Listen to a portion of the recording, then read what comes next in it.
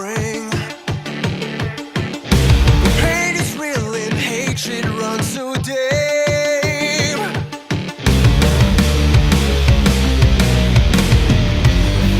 I'm losing control.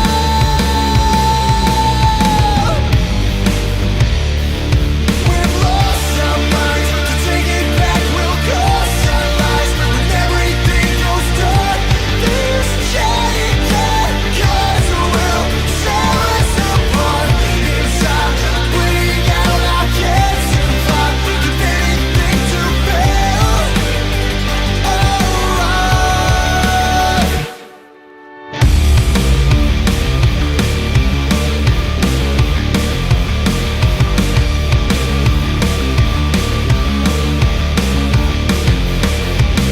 Haunting like a ghost, lingering low. Hiding all the secrets never show. It takes away, it beats, it's bringing me down. Fighting, but my body's giving out.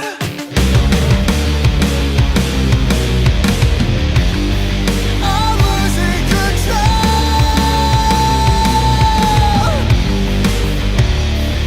We've lost our minds. To take it back will cost our lives. When everything goes dark, this chain can't cause will tear us apart. Inside, bleeding out, I can't survive. Give anything to fail. Alright.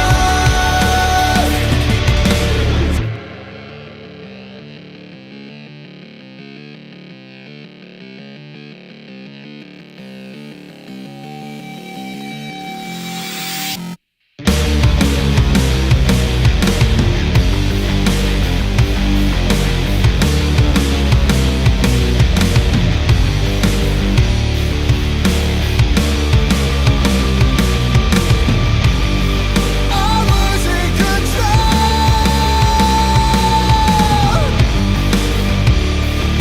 We've lost our minds. To take it back will cost our lives. When everything goes dark, this chain can't cause will tear us apart.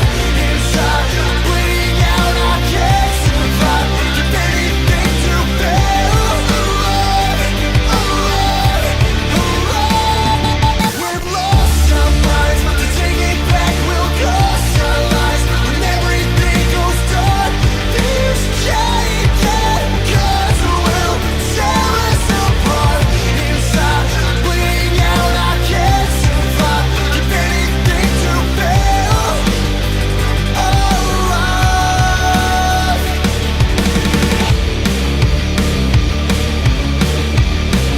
I'm losing control.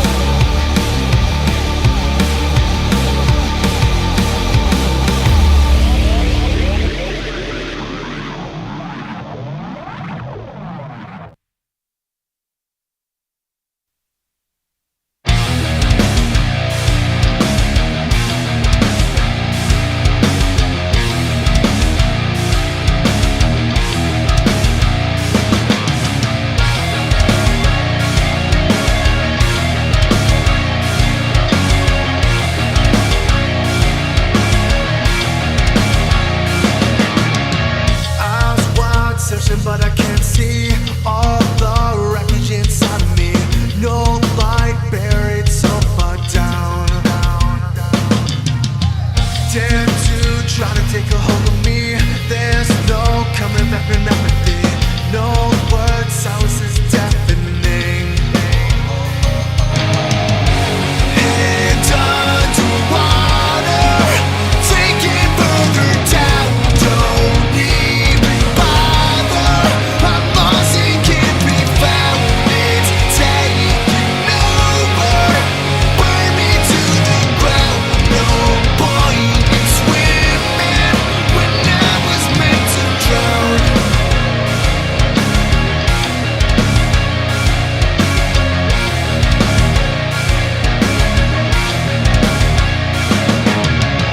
All the promises Testing, we can't testing, keep. 1, 2, 3.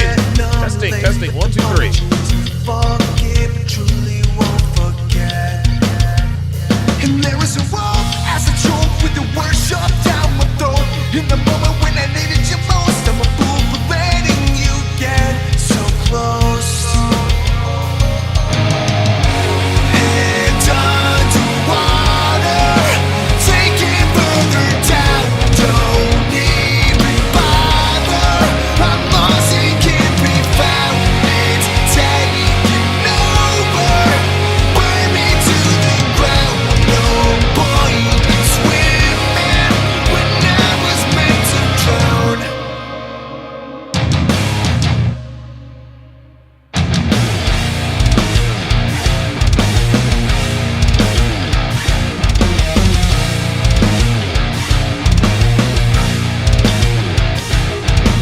Till the day I die, till the day I die, till the day I die, till the day I die, till I die. It's killing me inside, killing me inside, killing me inside, killing me inside, killing me inside.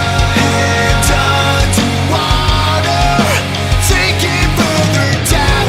Don't even bother, I'm lost and can't be found. It's taking over, burn me to the ground. No point in swimming when I was meant to drown. Head underwater, take it further down. Don't even bother, I'm lost and can't be found.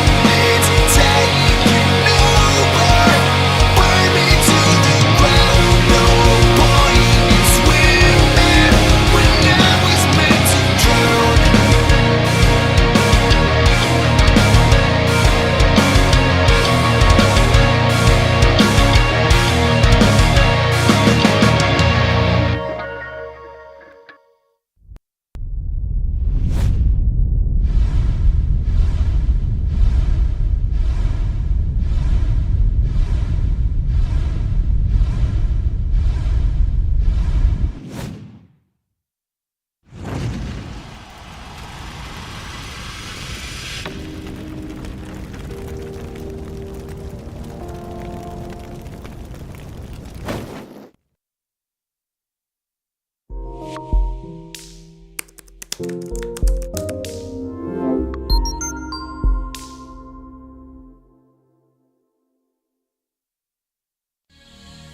A woman never belongs to you. It's just your turn. You lost your edge, she lost attraction for you. That's how it works. What'd you think she was gonna do? Tell you she cheated? Men cannot afford to get complacent in relationships. Get your fat ass off the couch, start lifting weights, and learn game. You're welcome. And now your man, Donovan Sharp. What's up, guys? It's your man, Donovan Sharp, and welcome to the 880th edition of TSR Live, your daily dose of toxic masculinity, misogyny, and small bleep energy. It is Wednesday, October 19th of 2022. It is good to have you guys in this afternoon. As always, we are multi-streaming live simultaneously to Facebook, Twitch, YouTube, MGTOW.tv, Manosphere.tv, DLive Rumble, and of course in crystal clear high-resolution 4K to Sharpstream, which is absolutely free on the App Store for iOS and the Google Play Store for Android. So however you are watching, wherever you're watching from, thank you for making the Sharp Reality Live a part of your daily routine. Quick announcements before we get started. If you like the video, prove it and hit the like button. Also, if you like my channel, make sure you hit the subscribe button. If you have a strong opinion, whether you agree with me or not, drop me a comment and let me know, what you think. And last but not least, share these videos with anyone who pees standing up if you think they could use this content. Also, be sure to tune into the hashtag How to Relationship Podcast with myself. On the hashtag How to Relationship Podcast, myself and the lovely and talented Devin and I discuss current events pertaining to relationships from an RP perspective, as well as evergreen topics that will help people to have better relationships. We also talk about certain elements of our relationship to give you guys a little bit of insight on what makes us tick, what makes our relationship works. You can tune in every Saturday and Sunday evening at 7 p.m. Eastern right here on the Donovan Sharp YouTube channel. if you're not getting notifications from YouTube when I go live, and let's all keep it real, you're not. You need to download the SharpStream app, and you'll never miss another live stream notification again. The app is absolutely free, gentlemen. It is available, as I said before, for iOS and Android. When you download the app, you get access to all of my premium live content without paying anything. You get access to my dating show breakdowns. You get access to my exclusive streams. You get access to anything that is not saved for YouTube. What does this mean? This means you can watch all of my breakdowns, dating shows, movies, and so forth, and keep your hands on your money. However, if you do want access to the replays as well as the archive of the 20-plus seasons of dating shows and the 4 movies I've broken down and over 30,000 hours of premium content not found anywhere else, become a SharpStream member or a patron member for less than 17 cents a day. Now, as a SharpStream member and or a patron, you get access to the podcast versions of my live streams just like this one, which is all the content without any of the small talk, shilling, or me running my mouth about things you care nothing about, like my sponsors, my ebooks, or my bowling scores. More on that shortly. To sign up, go to patreon.com/DonovanSharp or to sharpstream.com. Gentlemen, I've said this once and I'll say it again. 95% of relationship issues can be traced back to the beginning of the relationship, the honeymoon phase. And guys, I know the honeymoon phase is magical, but trust me, I've been there many, many, many, many times. It's a very magical time. But if you're not paying attention, you will miss critical signs, characteristics, and habits that will tell you, that will tell you that She belongs to the streets. So now the question becomes, what can I do to see through my endorphin, oxytocin, and dopamine-colored glasses to see a woman for who and what she really is? The answer is my brand new interactive ebook, How to Properly Vet Women for Relationships. This is no ordinary book, gentlemen. This is no ordinary ebook, rather. This ebook is fully interactive, meaning that within the ebook, there will be a ton of audio and video supplements to the valuable information you're going to get. There will also be additional links to additional audio and video supplements, which makes this the best ebook I've ever done. The best part is that it's only $13, which is worth its weight in gold with all of the information packed within this interactive publication. So if you've been completely blindsided by a woman, if you've been burned by a woman, or if you're not exactly sure if the woman you're seeing is worth committing to long term, you need to get your hands on this book. To get your hands on this book, go to howtorelationship.net to get your hands on it today. So, a couple of quick things to go over before I go ahead and start this breakdown and this reaction. So today I'm actually looking at the I've got the National League Championship Series on in front of me. The Philadelphia Phillies. We took game one yesterday against the San Diego Padres. What this means is that we are 3 wins away from going to the World Series. We are 3 wins away from going to the World Series. So, with that, I'm going to have the game on in front of me. However, if the Phillies score a run or if something happens, there might be the occasional outburst. Just fair warning. Also, got a quick story to tell you guys before we get to the main event. So, as you guys all know, Devin and I, we are a part of a bowling team, and and so we played. So the team we rolled against yesterday, they are probably from top to bottom the best team in our particular league. Okay, like they're easily I think there's one chick who I think her average is 185. The other guy is kind of up and down, but their anchor bowler, he averages like a 200.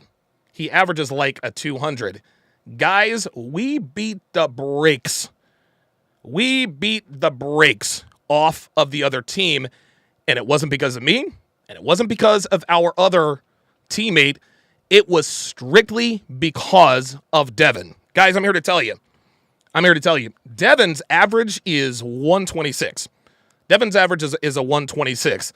Yesterday, she shot a 171, a 183, and a 149. As a matter of fact, we demoralized this team so badly. That they stormed off. They didn't even shake our hands and wish us a good game. They didn't sign the scorecard. They didn't do any of that stuff. They grabbed their bags. They stormed off. I was told by other members of the bowling. I was told by other people of the bowling league that towards the end of the 10th frame, what we ended up doing, they were slamming their bowling balls down. All kinds of crazy stuff. And so we absolutely demoralized the other team. And so I'm very, very happy. We are now probably moving into second place. We're probably moving into second place with that. I know that we're at least in now the first place team. They are still in first place. There's no doubt about that. And the reason why I'm trying to buy some time here, guys. I'm trying to set something up, and I'm gonna be done in about 30 seconds. Give me 2 seconds. There it is. Main, no music. Okay, there we go. Perfect. Main, yeah. So what ended up? So we moved up 4 spots. And the first place team, who has another guy named Alex, is a part of what we have to offer there. So shout out to Devin. For absolutely killing it on the lanes last night, guys. This is the best bowling series she's ever had. It's the best bowling series she's ever had. Her high game all time is a 207. She's never had a series like this. So congratulations to the lovely and talented Devin. She changed her approach, and if she can stay with this approach consistently, guys, I don't know that there is anyone that can beat us. I really, really don't.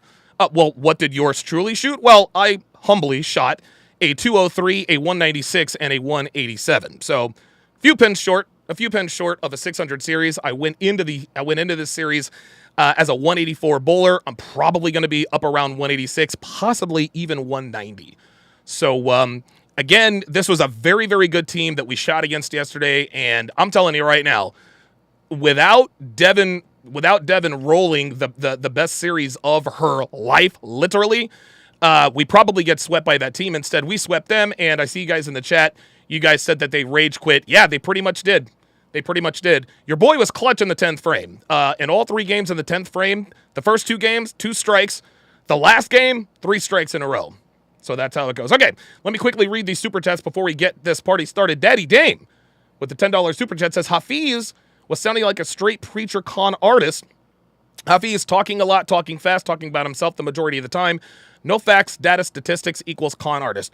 I'm not going to go that far to say that Hafiz is a con artist. I think that he believes that what he's talking about is true, but I believe that he is being influenced by the wrong people. I don't think Hafiz is a bad guy. Hafiz, listen, I know you guys probably don't like him right now, and you might not like him after this, but I don't know him personally, but guys that I've worked with, Myron has worked with him closely, Alpha Male Strategies. I've talked to both of these guys. I've talked to both of these guys about Hafiz. They're like, hey man, he sees things a little differently right now, but he's a good guy. And you know what? I got to take their word for it. He's Chill, member of the chat for 12 months. Holy smokes. Says, I'll have to catch the replay. Blessings. I appreciate that very, very much. A couple more super chats here. Darius Horton with the $5 super chat says, after watching the talk with Pearl he definitely seems lost. Used to like him on his podcast. He has good points, but seems wishy-washy now. We will get to that definitely later. Uncle Luke 1980s has already nailed it. Yeah, Hafiz is clearly being influenced by his wife. I think that much is obvious.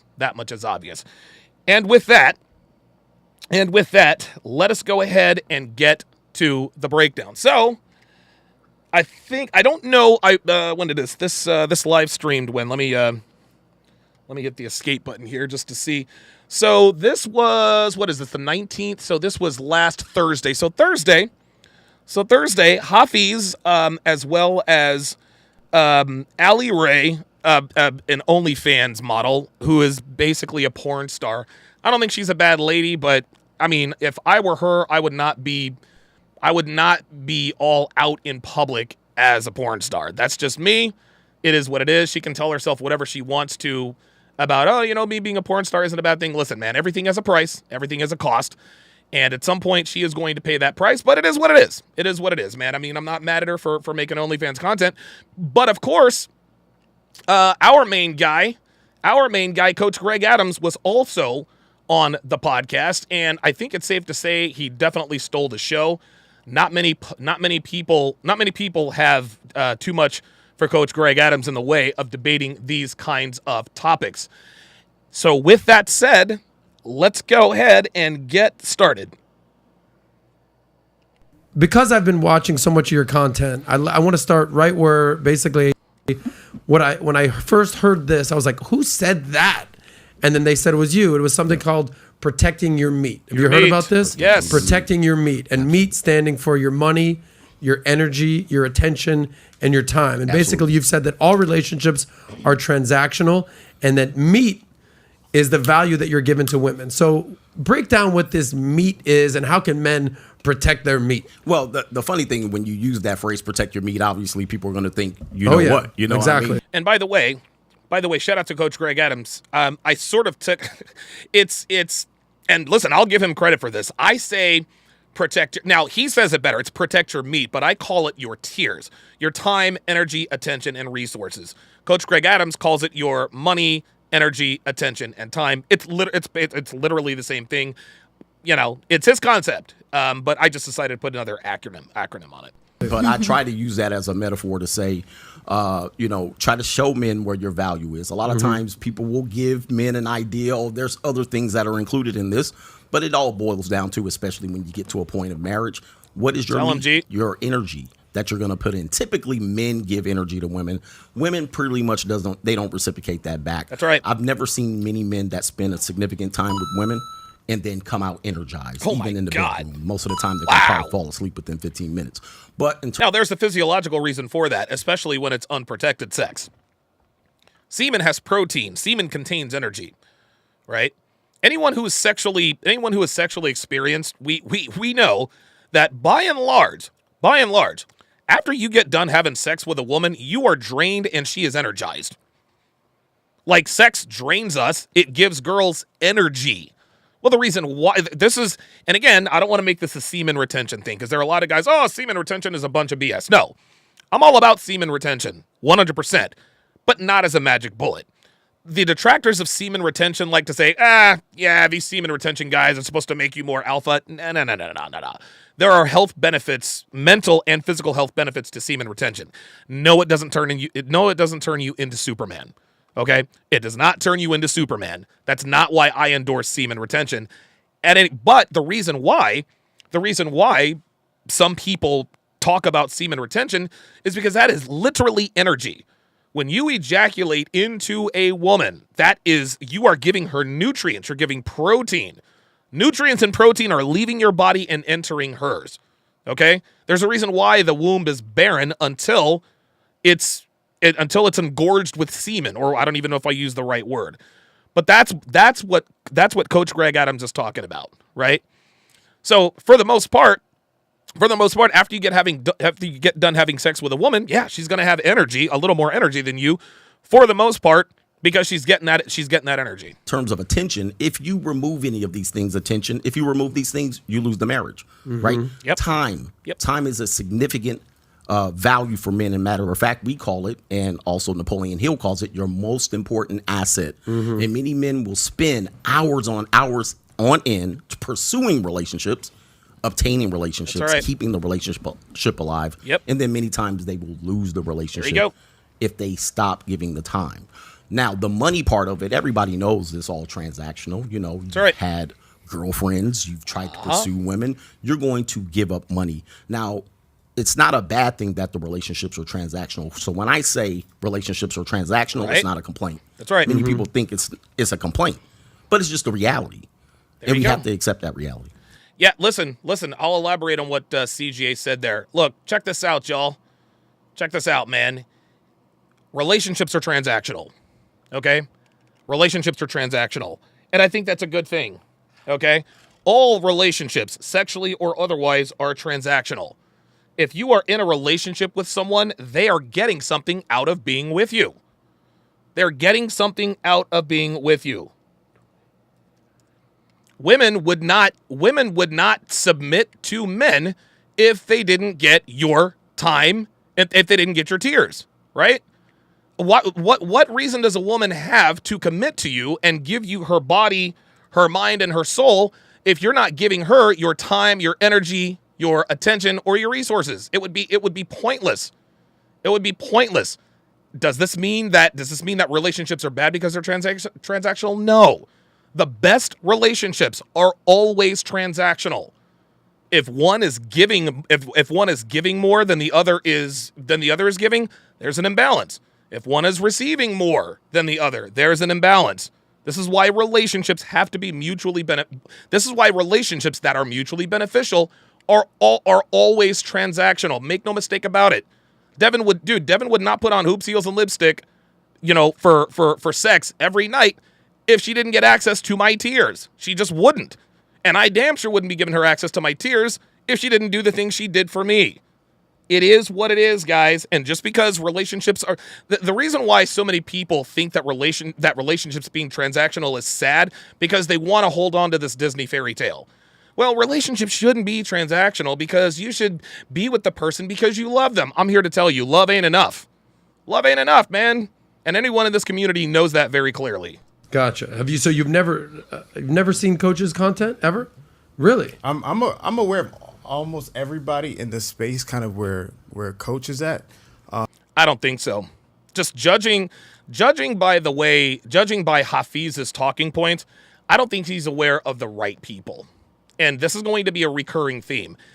There are many factors. There are many factors involved in terms of why Hafiz's mindset is where it's at. Guys, we here in the red pill community, we got to take some of that responsibility. We got to take some of that responsibility. The fact that Hafiz has not listened to Coach Greg Adams' material, well, hell, man, there's one of the reasons right there. If you're not aware of Coach Greg Adams, or if you've never listened to his material, well, of course you're going to have the talking points that you have. The problem with the red pill community is that there are way more people. There are way more people who misrepresent the red pill than people who represent it well. We've got a crazy guy down in Orlando, Florida, who does nothing but shoot guns and dox everybody. He calls himself the president of the manosphere. We can start there. Nobody takes that guy seriously. Nobody takes that guy seriously. And if he calls himself the president of the manosphere, well, dude, no wonder guys like Hafiz are saying are anti-red pill. We got black pill guys under the banner of red pill, looks maxing, et cetera, et cetera, et cetera. If you're not a 6'4" alpha Chad who's a 10 in looks and a zillionaire, then there's just no need to even try. There are way too many guys in this community who misrepresent what this community is all about. And unfortunately, there are more guys like that than guys who actually represent it well. That's the problem. Hafiz not understanding who and what Coach Greg Adams, guys, that is indicative. That's indicative of the general consensus of this community. So I can't put that on Hafiz. A lot of people, I may have heard ideas from other people, but I don't think I've actually sat down and watched anything from problem number one. I may have seen like videos or like reactions to certain people, but I've never actually sat down and said, okay, let me sit down and hear him. From my memory, it may have occurred in the past, but from my memory, I can't like quote. Just say no, Hafiz. Just say no. Philosophies that he holds currently. But when you hear someone say, Hafiz, one thing that he has in common with me is that he talks a lot. Like he talks like he's a talk box. He just asked him, have you ever watched this content? Are you familiar with this content? All Hafiz had to say was no. It took him a minute and a half to tell him no. Just understand that. Hey, all right, protect your meat. And you're hearing him break that down. What's the first thing that comes to mind to you? It sounds good. You know, like I think everyone should protect their money. Everyone should protect their time. Everyone should protect their money. Everyone should protect their time. Remember that. Right? Like, I think that sounds good. It's just, how is that fleshed out? That's what I'm curious about, right? How that's fleshed out. I don't understand. You protect your money. Like, I don't know what do you need fleshed out. Like, money takes time to make. If you're protecting your money, you're protecting your time. Because I think sometimes Yeah, C. Bay Day says he's talking like someone being dishonest. Yeah, anytime someone takes a long time to answer a question, odds are pretty good that they're probably being dishonest. That's an astute observation. I love about what you do so much, Adam, and I have to shout out what you're doing, is that you bring in people from different sides. You know, I'm really interested in, hearing more about your life. I think it's an interesting dynamic, mom and OnlyFans. Were you the one who sat down with Ruslan? I was. Okay, I so, loved the so, conversation. so I love what you do, Adam, because what you do is you provide an opportunity from different people to hear a myriad of ideas. I feel like a lot of times people on the internet sit in these silos of this. Did he just say I feel like? Hang on a second. See, this is indicator number one that he's being influenced by a woman. Listen. What you do is you provide an opportunity from different people to hear a myriad of ideas. I feel like a lot of times. Yep, he did. He did. He says, I feel like. Listen, just because you feel like something doesn't make it true. You just got. This is why Chris, this is why Pogson, Myron Gaines, and Fresh have the merch. I feel like. Dude, it is facts over feels, people. People on the internet sit in these silos of just one type of content, one type of information. And so basically he wanted to use the word echo chamber, but I guess he wanted to fancy it up and use the word silo, right? Is he right? Yeah, there are these silos, but Hafiz, my friend, we've been in a silo for 70 years. Finally, men have a voice and people have a problem with it, right? So what this comes down to is, yeah, you know what? The red pill space can be kind of an echo chamber. You want to know why it's an echo chamber? Because you can't get this information anywhere else. You cannot get objectively actionable advice for men that actually works anywhere else. It's got to be an echo chamber because as soon as we let guys in like Hafiz, they quote unquote infiltrate the red pill. They use the red pill to go off and get a girlfriend or a wife, and all of a sudden they say, okay, well, now I don't need the red pill. This is what's happened with Hafiz. He found the red pill, right? He became more attractive, et cetera, et cetera. Now he's married and has a wife. He's thinking, well, wait a minute, I could have done this without the red pill.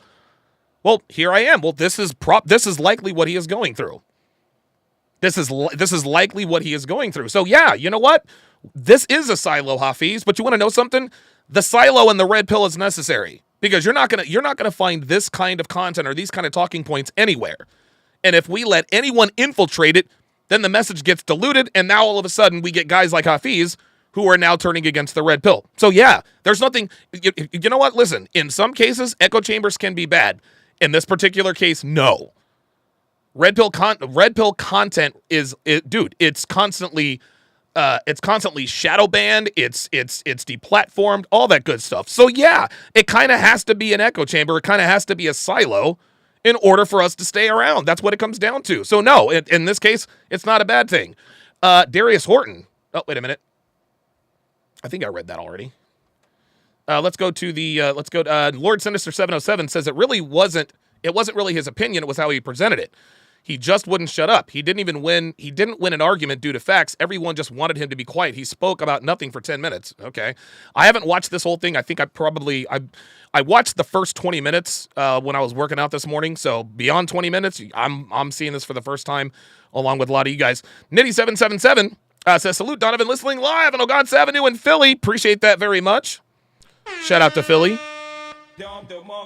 My Sixers stuck the L yesterday, but it is what it is. So to me, I'm very interested in hearing all the unique different ideas so that the men can sit down and choose what is actually the best. Yeah. What is actually going to tangibly improve people's lives? Because to me, that's all that matters. At the end of the day, it doesn't matter if it's from me or Greg or Adam or Ali. If the information makes you a better man, makes you a better father, you may not feel this way, but makes you a better husband, if it makes you better, that's a win. I don't care who it comes from. Yeah, but that's the problem, Hafiz. It does matter who it comes from. You see, there are a lot of men and women who give faulty advice to men and women under the guise of makes you a better man or a better woman. They really think they're helping people, but they're not. So yeah, Hafiz, it does matter where it comes from. I think he's just setting this up to I think he's setting this up to make himself look like it's open-minded. It sounds to me like he's already started his campaign. Like he's already called us a silo. He's already called us an echo chamber, and so he hasn't wasted any time. So here we are, round one. We're feeling each other out. Hafiz makes the first. Hafiz makes the first move. Daddy Dame with a $2 super chat says, "Spoiler alert: Hafiz took a major L. We'll see." And so I love the ability. Hey, MLD is in the house. Shout out to Modern Life Dating, guys. Be sure to go and subscribe to him. MLD finally has cracked the 5,000 subscriber mark. I think he's got way more now, but shout out to him, man. MLD. Of unique ideas to being able to be discussed today, and I just hope the best idea always wins. I love that. And here's what I'll say, and I appreciate that, Hafiz. Yeah. That was all lip service. This is exactly. Yeah, that was all lip service. What Hafiz just said there, and I'm not saying this to attack him or attack his character, but he's not interested. He's only interested in the other points of view so that he can argue against them, and that's fine. But let's not pretend that you really are open-minded to what Coach Greg Adams is going to say. I'm not an ideologue, okay? I'm a person who I'm more of an arbiter of conversation, an arbiter of truth. And 48K, but no big deal. All right. Hey, well, shout out to MLD, 48,000 subs. Not mad at that. Arbiter of dialogue. I want people to have conversations, and sometimes they might be uncomfortable conversations. Sometimes they might say, you know what, coach, you ain't no shit. In the audience right there. And the Hafiz, man, bro, I got to tell you, respect, bro, but you're an idiot, bro. Or Ali, you're gorgeous, but you shouldn't be doing this. Or all good. Everyone, different strokes for different folks. But at the end of the day, what we want is the audience to get clear on what they want in life. That's why we say we want to get you paid, laid, and do it your way. It's your one life. I don't want you to have to live a life that's not yours. Okay, and there's so many people walking on eggshells these days, and there's so many people that are just like men.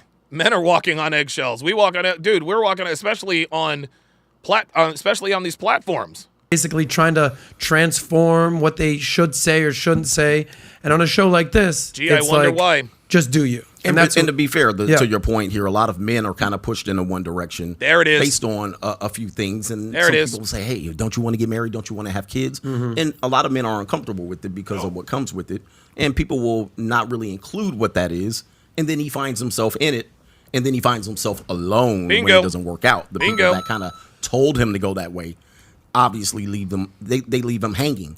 And that's where a lot of the frustration comes from. So it's a beautiful thing that now, in the first time in 7 years, men have the microphone. Bingo. We have the power. For the first time in how long? 70 years. What do you mean the first time in 7 years men have the microphone? You're old enough to remember this. You remember Ricky Lake? You Yes, remember sir. Of course, Sally Ricky. Jessy Yes, sir. Raphael? Yes, You sir. remember Oprah Winfrey? Oh, yeah. Yes. At that time, there was no counter opinion. There was no opportunity for men to say anything, even if. What do you mean? There was Phil Donahue and there was and you know Dr. what? Drew has been around forever. Jerry those Springer? guys don't. Jerry. But did this bitch really just say Jerry Springer? Like, really? Did this bitch really point out Jerry Springer as the masculine voice of men? Come on. Guys Springer, typically, yes. in order Montel? in order to. Oh, yeah, Montel Williams, the biggest white knight there is. I couldn't stand Montel even before I found the red pill. That was my biological programming kicking in. I cannot stand Montel Williams. Oh my Survive, God. they tended to pander towards the consumer, and so thus There You're you saying go. they weren't real men. Well, I'm not saying they weren't Montel real might men. hear this right now. Listen, Yeah. See, I'm not here to challenge anyone to a physical fight or challenge their Yeah. masculinity. However, we know how to survive in those environments. Yeah. And Boy. that means you can't be That's a overly W. masculine. You have to present a side Damn, dude. that's going to address the consumer to sell dishwater or shampoo and that type of thing. Got it. So Wow. what's happening is men had to create their own lanes, right. essentially jump on YouTube and other platforms right. to get the mic to be able to say what they want to say without being canceled. So this is the beautiful time we live in because now we get to see it. Even if you don't agree with it, Yeah. you get to see at least another God perspective. damn. Woo-hoo. And it can't really be shut down, but it can be shut I feel you on that. I will say that dude, I wish I had, I don't know, maybe I'm just not self-aware enough, but dude, I always envy certain traits of other content creators, right? Like I used to wish I had Kevin Samuels cool. I wish that I had Myron's patience. I wish that I had Fresh's stoicism. Dude, I wish I had the ability to articulate these talking points as well as CGA. Dude, honestly, him and Myron, I don't think anybody does it better, to be honest with you. I mean, as a dude, I'm with you. Like, I try to be like, as a dude, yes, but also as like a host of a show, there's a lot of guys out there who probably agree with you, but if there's women out there, be like, this motherfucker just said that men have been muzzled for the last 70 years. And they don't realize it. And they don't realize it. Do you think that men have been muzzled, or do you think more women have been muzzled for the last 70 years? I mean, I certainly don't feel like men have been muzzled for 70 years. Of course not.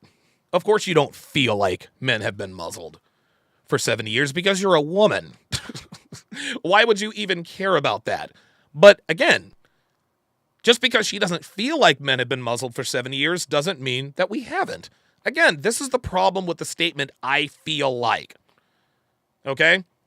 What Coach stated was an objective fact. There's nothing subjective about it. Men have been muzzled for the last 70 years. We have been muzzled for the last 70 years. But, of course, Allie Ray, porn star, OnlyFans star, not that that's relevant. Of course, she says, I don't feel like men have been muzzled for 70 years. How would you know? You don't care. You're not paying attention to that. I mean, Jack Vendetta with the $5 super chat says, big shout out to you, Donovan, CGA, and Fresh and Fit, and all the brothers holding it down here for the real men. Appreciate that very much. Thank you. I think there's been, plenty of, like you stated, women like on talk shows and such like that. I don't know that those platforms were used on either side really to voice the things we're talking about today. Serious? I just don't think people talked about it as openly as they do. Most of those were, as you said, around consumer or what was going to be. Do you guys understand what's just happened here? What's just happened here is, and this is through no fault of her own, but Allie Ray is completely oblivious to the plight of men. And why should she be aware of it? What she just said was absolute ignorance. She's sitting here telling us that neither side used these platforms. Are you kidding me? Listen, this is how ingrained the programming is, guys. This is how ingrained the programming is, and CGA actually prefaced it. Hey, we've been muzzled for 70 years, and we don't know it. And if we didn't know it, women aren't going to know it. Ay, ay, ay. JJ Barry with the $5 super chat said, Pearl had him on last night, and it was unbearable. The guy talks a lot, but never says anything. By the way, I had that interview long before Pearl put that out. She wanted my opinion on it. Be catchy or get the audience's attention. Where I think today, like, there's just more of an open platform for people to actually have these conversations. And I think, I know it all too well. I'm judged every day, and it goes back to, like you stated, living your own life, living your own walk, and everyone. Okay, so she just changed the subject. It's, listen, shout out to Allie Ray. She's not trying to hurt anybody. She's not hurting anybody. But dude, what does men being muzzled for 70 years have to do with you being an OnlyFans star, right?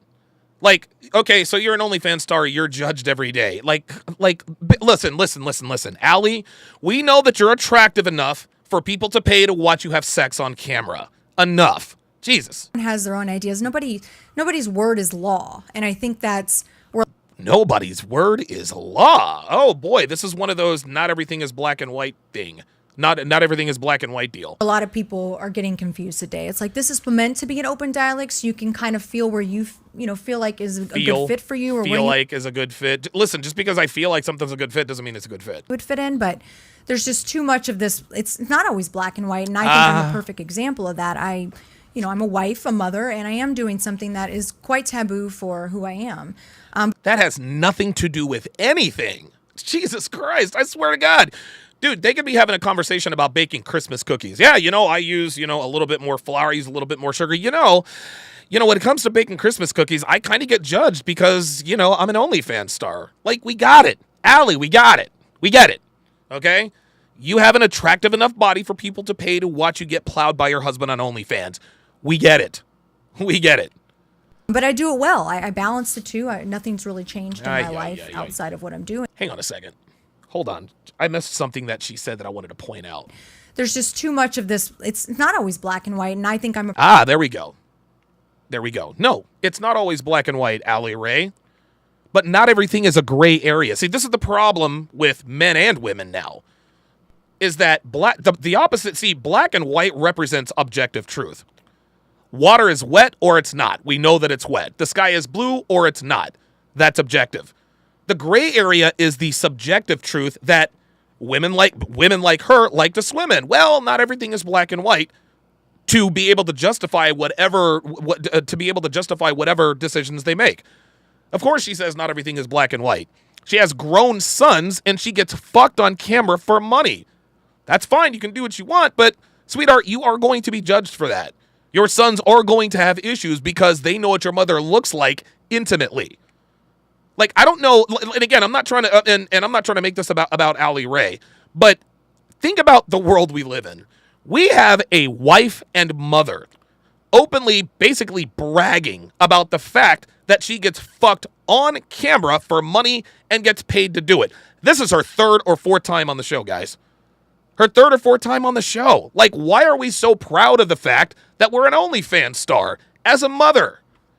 A perfect example of that. Of course you are. I'm a wife, a mother, We and got I'm it, doing Allie. something that is We got quite it, taboo Allie. for who I am. Yeah, but I do it well. I balance the two. I'm sure you really do. changed in my life outside of what I'm doing. And Nothing has really changed in my life outside of what I'm doing. so I think I enjoy doing these type of shows because it does give me the opportunity to really show a different light to the industry, a different light to me as a person. I mean, what the fuck does the industry have to do with male and female relations? who I am, Allie. Look, shout out to Sosnick. Shout out to Adam Sosnick, but I mean, she's a woman. This is what she does. Ray is This very what she different does. who I am in real life. That has nothing to do. So we went from men. How do you feel about the statement that men have been muzzled for 70 years? How did we go from that to, Allie Ray on camera is very different from Allie Ray off the camera? prior to this, and I think that's just the side that people don't get to see, and so it's Which has it's always- nothing to do something with that I've got a cue cards and everything, and I'm just kind of kind of all over the place here. But I find it interesting. You were married 9 years, okay, and on the 10th day he got out, kind of a thing. You've been married 20 years, almost 22. 22 years. If I had a cocktail, I'd cheers to you. And you've been married 1 year, okay? Yeah. And I was in a long-term relationship, single now, all good. What I want to know is, Nothing wrong with fake boobs, computer geek. of your friends that have been married somewhat as long as you, I'm not saying as long as you, how many, let's say you have 100 friends, let's just say 10 friends, just to Okay. kind of keep it simple. How many are still married? How many are happily married? How many are like, I just can't wait to be like coach over here and I'm looking, and we're in the 8th inning, I'm trying to get out before the game's See, stuff like this, questions like this, lets us know that Sosnick is definitely red pill aware. He's definitely a red pill guy. over, kind of a thing. If you would break that down. Yeah, so that's actually interesting that I don't have very many friends, well, obviously because of my industry now, but even prior to that, Part of the cost. because the friends that I did have that were in marriages, I've always been happy in marriage. I married literally to my best friend. We got married very young. I love him. I enjoy my time with him. We Okay, have fun good. together. I think what I would deal with is a lot of complaining. Like it was every conversation Oh, in here the we break go. room at work is everybody just hates their husbands. There it And is. was like, These are the she's- women she's complaining revealing to the you. truth. And this is when you were a nurse? yeah, all the Okay. time. And Oh my God, of course she was a fucking nurse. That explains everything. I had a hard time connecting with people because it's like, well, here I'm going to be this girl, like, oh, what? I love mine. We're going to go out and have drinks. You guys want to go? They're just the guys. I always noticed the husbands were always out with their friends, and the wives were always doing their own thing. It was a very divided household, and I've noticed this too. Even my sons, they're older now, but they've told me like at other people's house, it's just crazy. Like I never see the parents sitting on the couch together like you guys do, or like hugging or kissing, or Listen, outside of this whole OnlyFans thing, it really does sound like Allie Ray has a pretty good marriage. It sounds like she's got a pretty good marriage. But what she's also revealing is that most of the people she knows, most of the people she knew back when she actually was in the, the rest of the work industry were fucking miserable in marriage. She said it herself. Fellow nurses, all they did was complain about their husbands. There we go. walking Eben Zur says, wait, nurse? in the kitchen, my husband slapped my ass. Like it's just those things. Like they don't see any affection, and so I've never connected Allie, we get it. You have a nice enough ass that your husband still smacks it. Jesus Christ. with a lot of other people because of that. So to answer your question, if you said I had 10 friends in a room, I'd say maybe 1 or 2 have at least marriages for that long, but I've never met someone that I think is truly as happy as we are, or that enjoys their time together. And I'm Okay. not saying that's how a marriage should be, because a lot of marriages, they really thrive on that space apart, and that's important to them. And so maybe that's just not what they do. Here's what I'm hearing. Yeah. And then I'm gonna turn it over to you. You're an anomaly. Yep. Okay, you're in a That's it. That's it. loving, That's it. sex-filled marriage. That's it. And you had a career, and now you're doing OnlyFans. Like, you're an anomaly, okay? Yep. Like, you're making more money than most women. You're happily married. Exception like, to the rule. You're not She's the the exception to the average. You're rule. not the typical statistic. You're the Exception. the exception to the rule, correct. But what I'm also understanding is that a lot of your women, 8 out of 10, are basically in this marriage where they're upset, annoyed, they can't, Yep. they're sick of their husband. There you go. Because a lot of times we hear on my show and shows like this, men kind of need to be like the man running the show. That's right. Tell these women what's up. There you go. Women have a voice in this perspective as well. Yeah. And Yes, women have a voice in this perspective, Mr. Sosnick, but we've listened to women for 70 years, and look where it's gotten us. Right? Like this, like again, anything women have sole control over, they automatically destroy. A woman's default programming is self-destruction. If you leave a woman to her own devices or leave anything in the care of a woman, she's going to destroy it. She'll destroy herself, her children, her family, etc., etc. they're kind of being the complaining behind the scenes. Go ahead, Coach. Well, I want everybody to understand. I'm going to look into this camera right here, so I hope you see me very well here. I want Go ahead. everybody to understand and remember that everything I say from this point, she backed it up. That's all right. So it's basically That's right. zero. All right. You have no hope, no chance. That's it. Past the 20 years, and that comes from experience. It also is the You experience. have no chance of passing 20 years, you're saying? No. You can pass 20 years. Yeah. You'll probably be roommates, and you'll probably be overweight in a busted Well, Pillsbury biscuit can. Uh-oh. Or you'll probably be the exception to the rule. But the data shows us, plus Yeah. the experience that she expressed. Not only does the data show us CGA, empirical data shows us. And I'm going to go back to this example time and time again. You ask the average rank and file man anything about these topics, they're all going to verify, yeah, what CGA says is true. You'll see. That is a very difficult thing. And this is what I want men to know. Yeah. It is very difficult. Many people will simplify it for you. They will say, oh, just do this and do that. Yes. And they will lead you on a wild goose chase. Yes. And that's my perspective. That's all that I offer. I tell men to not get married, especially when you don't have leverage. However, I also tell you, do not listen to people who simplify this. This is Tell a 'em. very complicated thing that most people fail at miserably. Got it. And this is what I want people Let to me understand. let me tee up Hafiz because you used a few things there about not getting married. Yeah. You said sometimes If you you'll don't turn have it. leverage. Okay, if you don't have Yeah. leverage, we'll talk about that. Yeah. And C. Bede says she just realized she just exposed the truth of most while trying to gloat about her life. Yeah, that's... you talked about turning into roommates. Well, this guy is the roommate, the host of the Roommate Channel. Right. When you're hearing a this, nice you've been married transition. 1 year, and by the way, this guy's a sharp, informed, very intentional guy. My assumption is he didn't just trip and fall into marriage. He's seen myself before. Okay, gotcha. Yeah. So you've been very, you're a calculated dude. 100%. Okay. So when you're hearing Greg say this, Yeah. and even when you're hearing Ali say this, how are you processing this No, information? this is really good, and I'm excited about how this conversation can develop because I think you've maybe. Did you react to me and AMS's conversation a couple of years ago about marriage? Bruh, how the fuck do you expect him to watch you if you didn't watch him? Well, I didn't watch you, but, I mean, did you watch me? Come on, man. I didn't react to it. I didn't do a reaction video. Okay. But yeah, I made a comment about it. Okay, you made Yeah. a comment about it. Okay, so to me, I'm really excited about it, but it's also key to talk about experience. Experience shapes your view, right? Yeah. So Sure a does. girl who's been abused by a lot of different men, she's gonna have a very cynical leaning view towards men. A man who's been cheated by business partners will have a very cynical view about Absolutely. having potential business partners.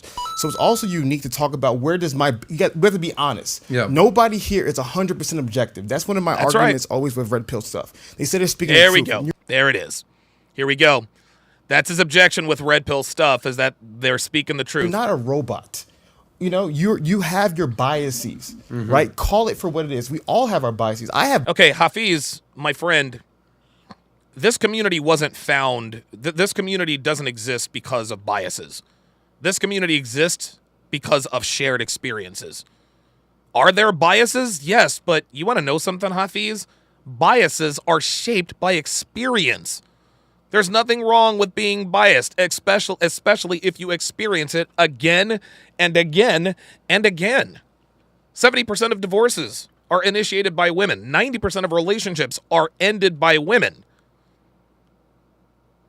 You talk to any man out on the street. Have you ever been cheated on? Dude, at least 3 out of 4 of them is going to tell you, yeah.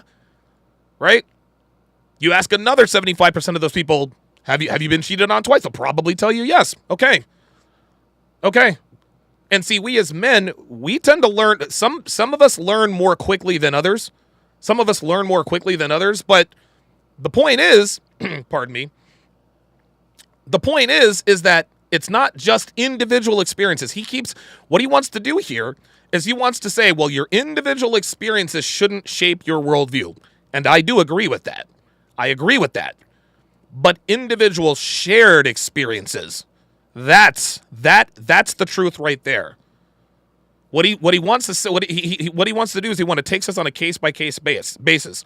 So when he says, hey, man, just because you had a bad experience with a woman doesn't mean that all women are like that. Fair enough. But men didn't just wake up one day. Millions of men just didn't wake up one day and just decide to shit on women. We didn't just wake up one day and say, hey, you know what we're going to do?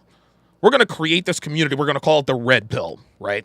And we're just going to shit on women. We're going to make up all these crazy stories about how they're nefarious, hypergamous, about how they cheat, about how they cover up cheating, about how women get married already having retained a divorce lawyer. We're going to make all that stuff up. No, we didn't do that.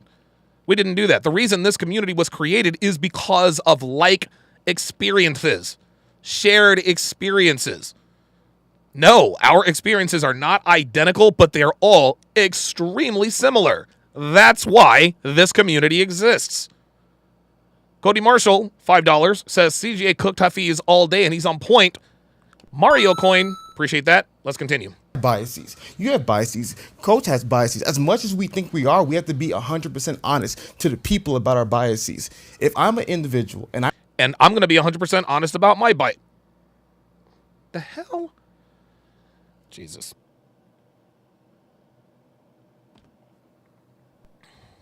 I have no idea what just happened there. Hang on. Let me.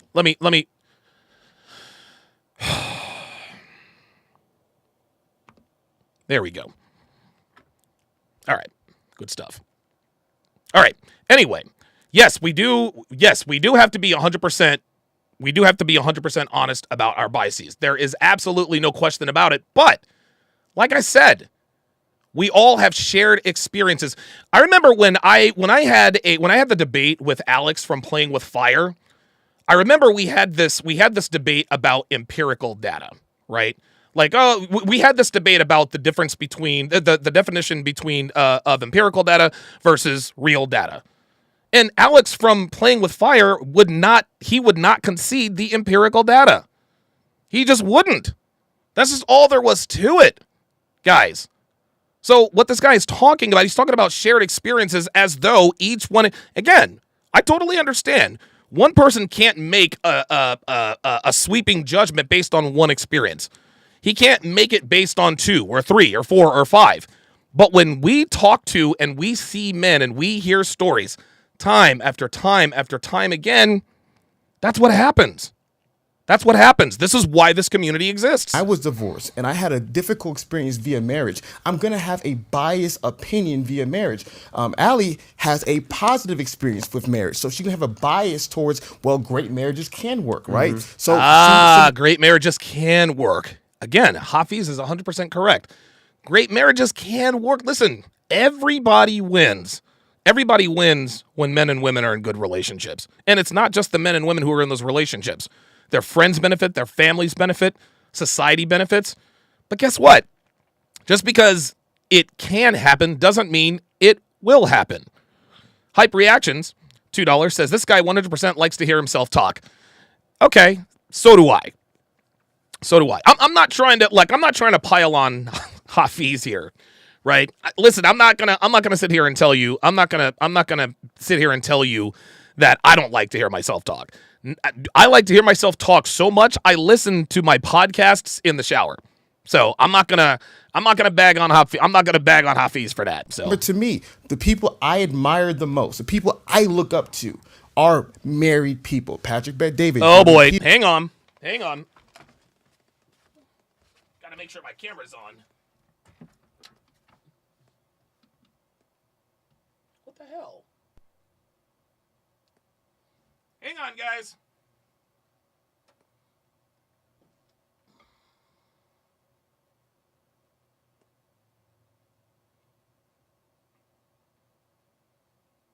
There we go. I want to give you guys a little dimension so you guys aren't looking at the same thing the whole time. There we go.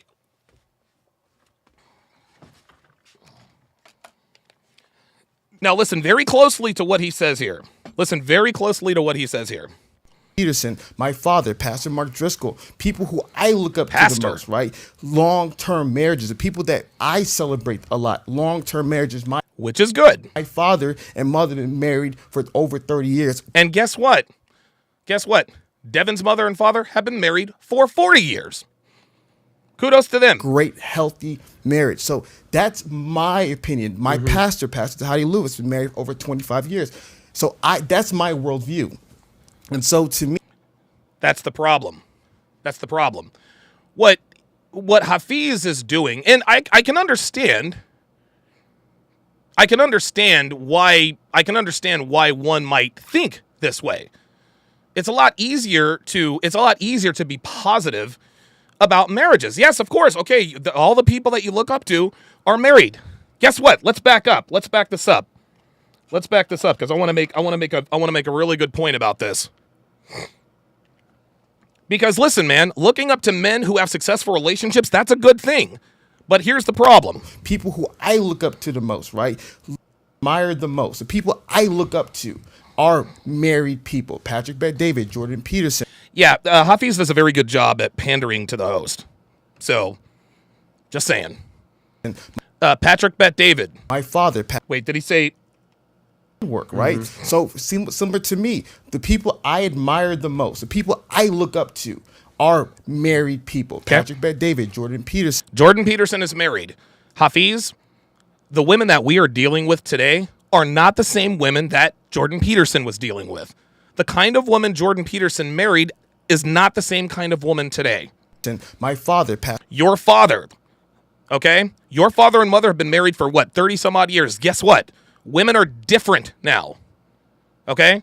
The women we're dealing with here in 2022 are not the same as they were 30 years ago. Pastor Mark Driscoll.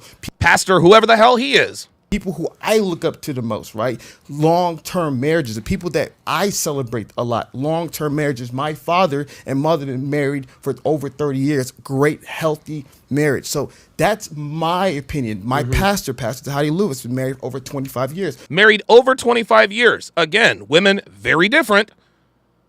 They're very different today, if I'm doing crack mathematics, than what they were back in 1998. So listen, while you can admire these people who have long-standing relationships, you need to be acutely aware of the fact that women are not the same. Your pastor cannot advise you how to deal with women in 2022. He can advise you to deal with women back in 1994, 1986, but we ain't in 1986, Hafiz. We're not in 1986, man. Times are different. Women are different. Hafiz needs to understand women are different. So that's my worldview. And so to me, hearing what he's sharing, does talk a lot. there is truth in that. Everything what everyone Desmond Montgomery says definitely didn't sound like this on Fresh and Fit last year. No, he didn't. And the reason why is because Hafiz is being influenced by his wife. That's what's happening here. He's being influenced by his wife. Guys, listen, I'm Captain fucking Red Pill, this and that and the other. Dude, every once in a while, at least once a week, I'll hear something from Devin that just makes her a female.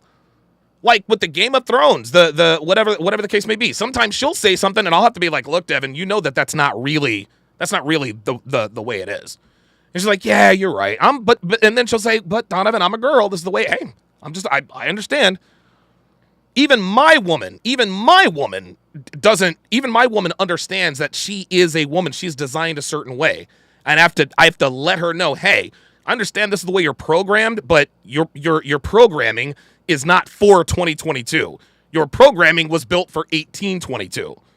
Hype Reactions, $2, says, guy talks in word salad to sound intelligent. Yeah, maybe.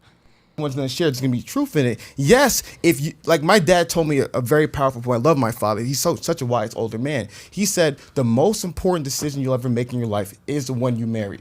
Yeah. And it can go one of two ways. Mm-hmm. And this is what I want the guys to understand. We're not teaching naivete, which is, oh, marriage is this perfect thing and you just meet the one and live happily ever after. And there's no issues, there's no divorces. Okay.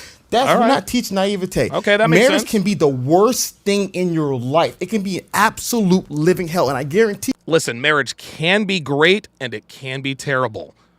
But most of the time it's terrible. That's the truth. You can go for days and and you know so many different stories about people which marriage is an absolute living hell. But we don't want to teach being naive about the realities. But also we don't want to teach nihilism. Right, the other end of the extreme. Marriage is the worst thing possible, and the women are out to get your money, and everyone's. That's not nihilism, Hafiz. That's the truth. That's the truth, man. Like, marriage is dude, the reason why marriage doesn't work for men is because we have everything to lose. Women have everything to gain. We have everything to lose. Women ain't got nothing to lose when they come into a marriage. They don't have shit. Miserable, and everybody's roommates, and everybody's this, because there are some individuals, such as what Alex communicated, who are in happy, healthy long-term marriage. Yes, there are some people, Hafiz, and he's right. There are some people who are in happy, healthy marriages and or long-term relationships. Those are the exception to the rule. Those are the exception to the rule. Ali Ray is an exception to the rule. Me and Devin are the exception to the rule. That's why I do what I do. I want to teach men how to have a relationship like mine. And everyone who watches this channel, they understand that, hey, is it possible with an American woman? Sure. It's very, very difficult. So you can either do the things that I instruct you to do, or you can go overseas.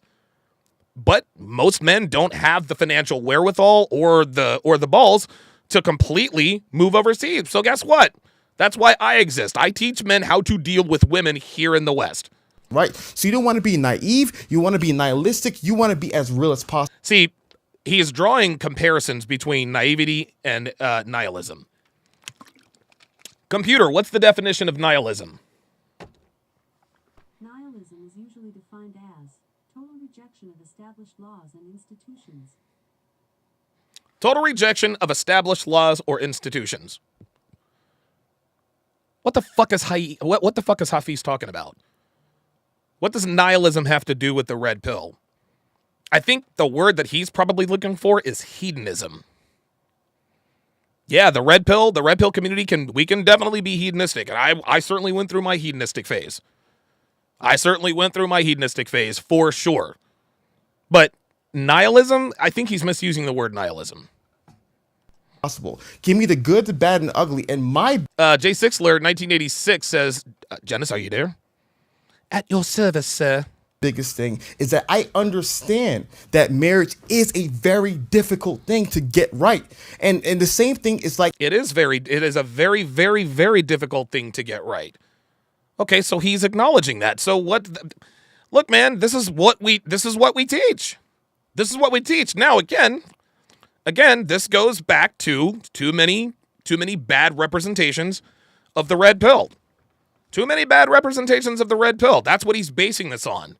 He's never listened to Coach Greg Adams. He's never listened to me. I'm a nobody. Nah, he really only listens to the extreme content that gets pushed up in the YouTube algorithm because it gets clicks. Like, I love how what you did. Dwayne Rhodes with the $2 super chat says, Donovan equals Skywalker, Pearl equals Ray Skywalker. Thank you. Okay, well.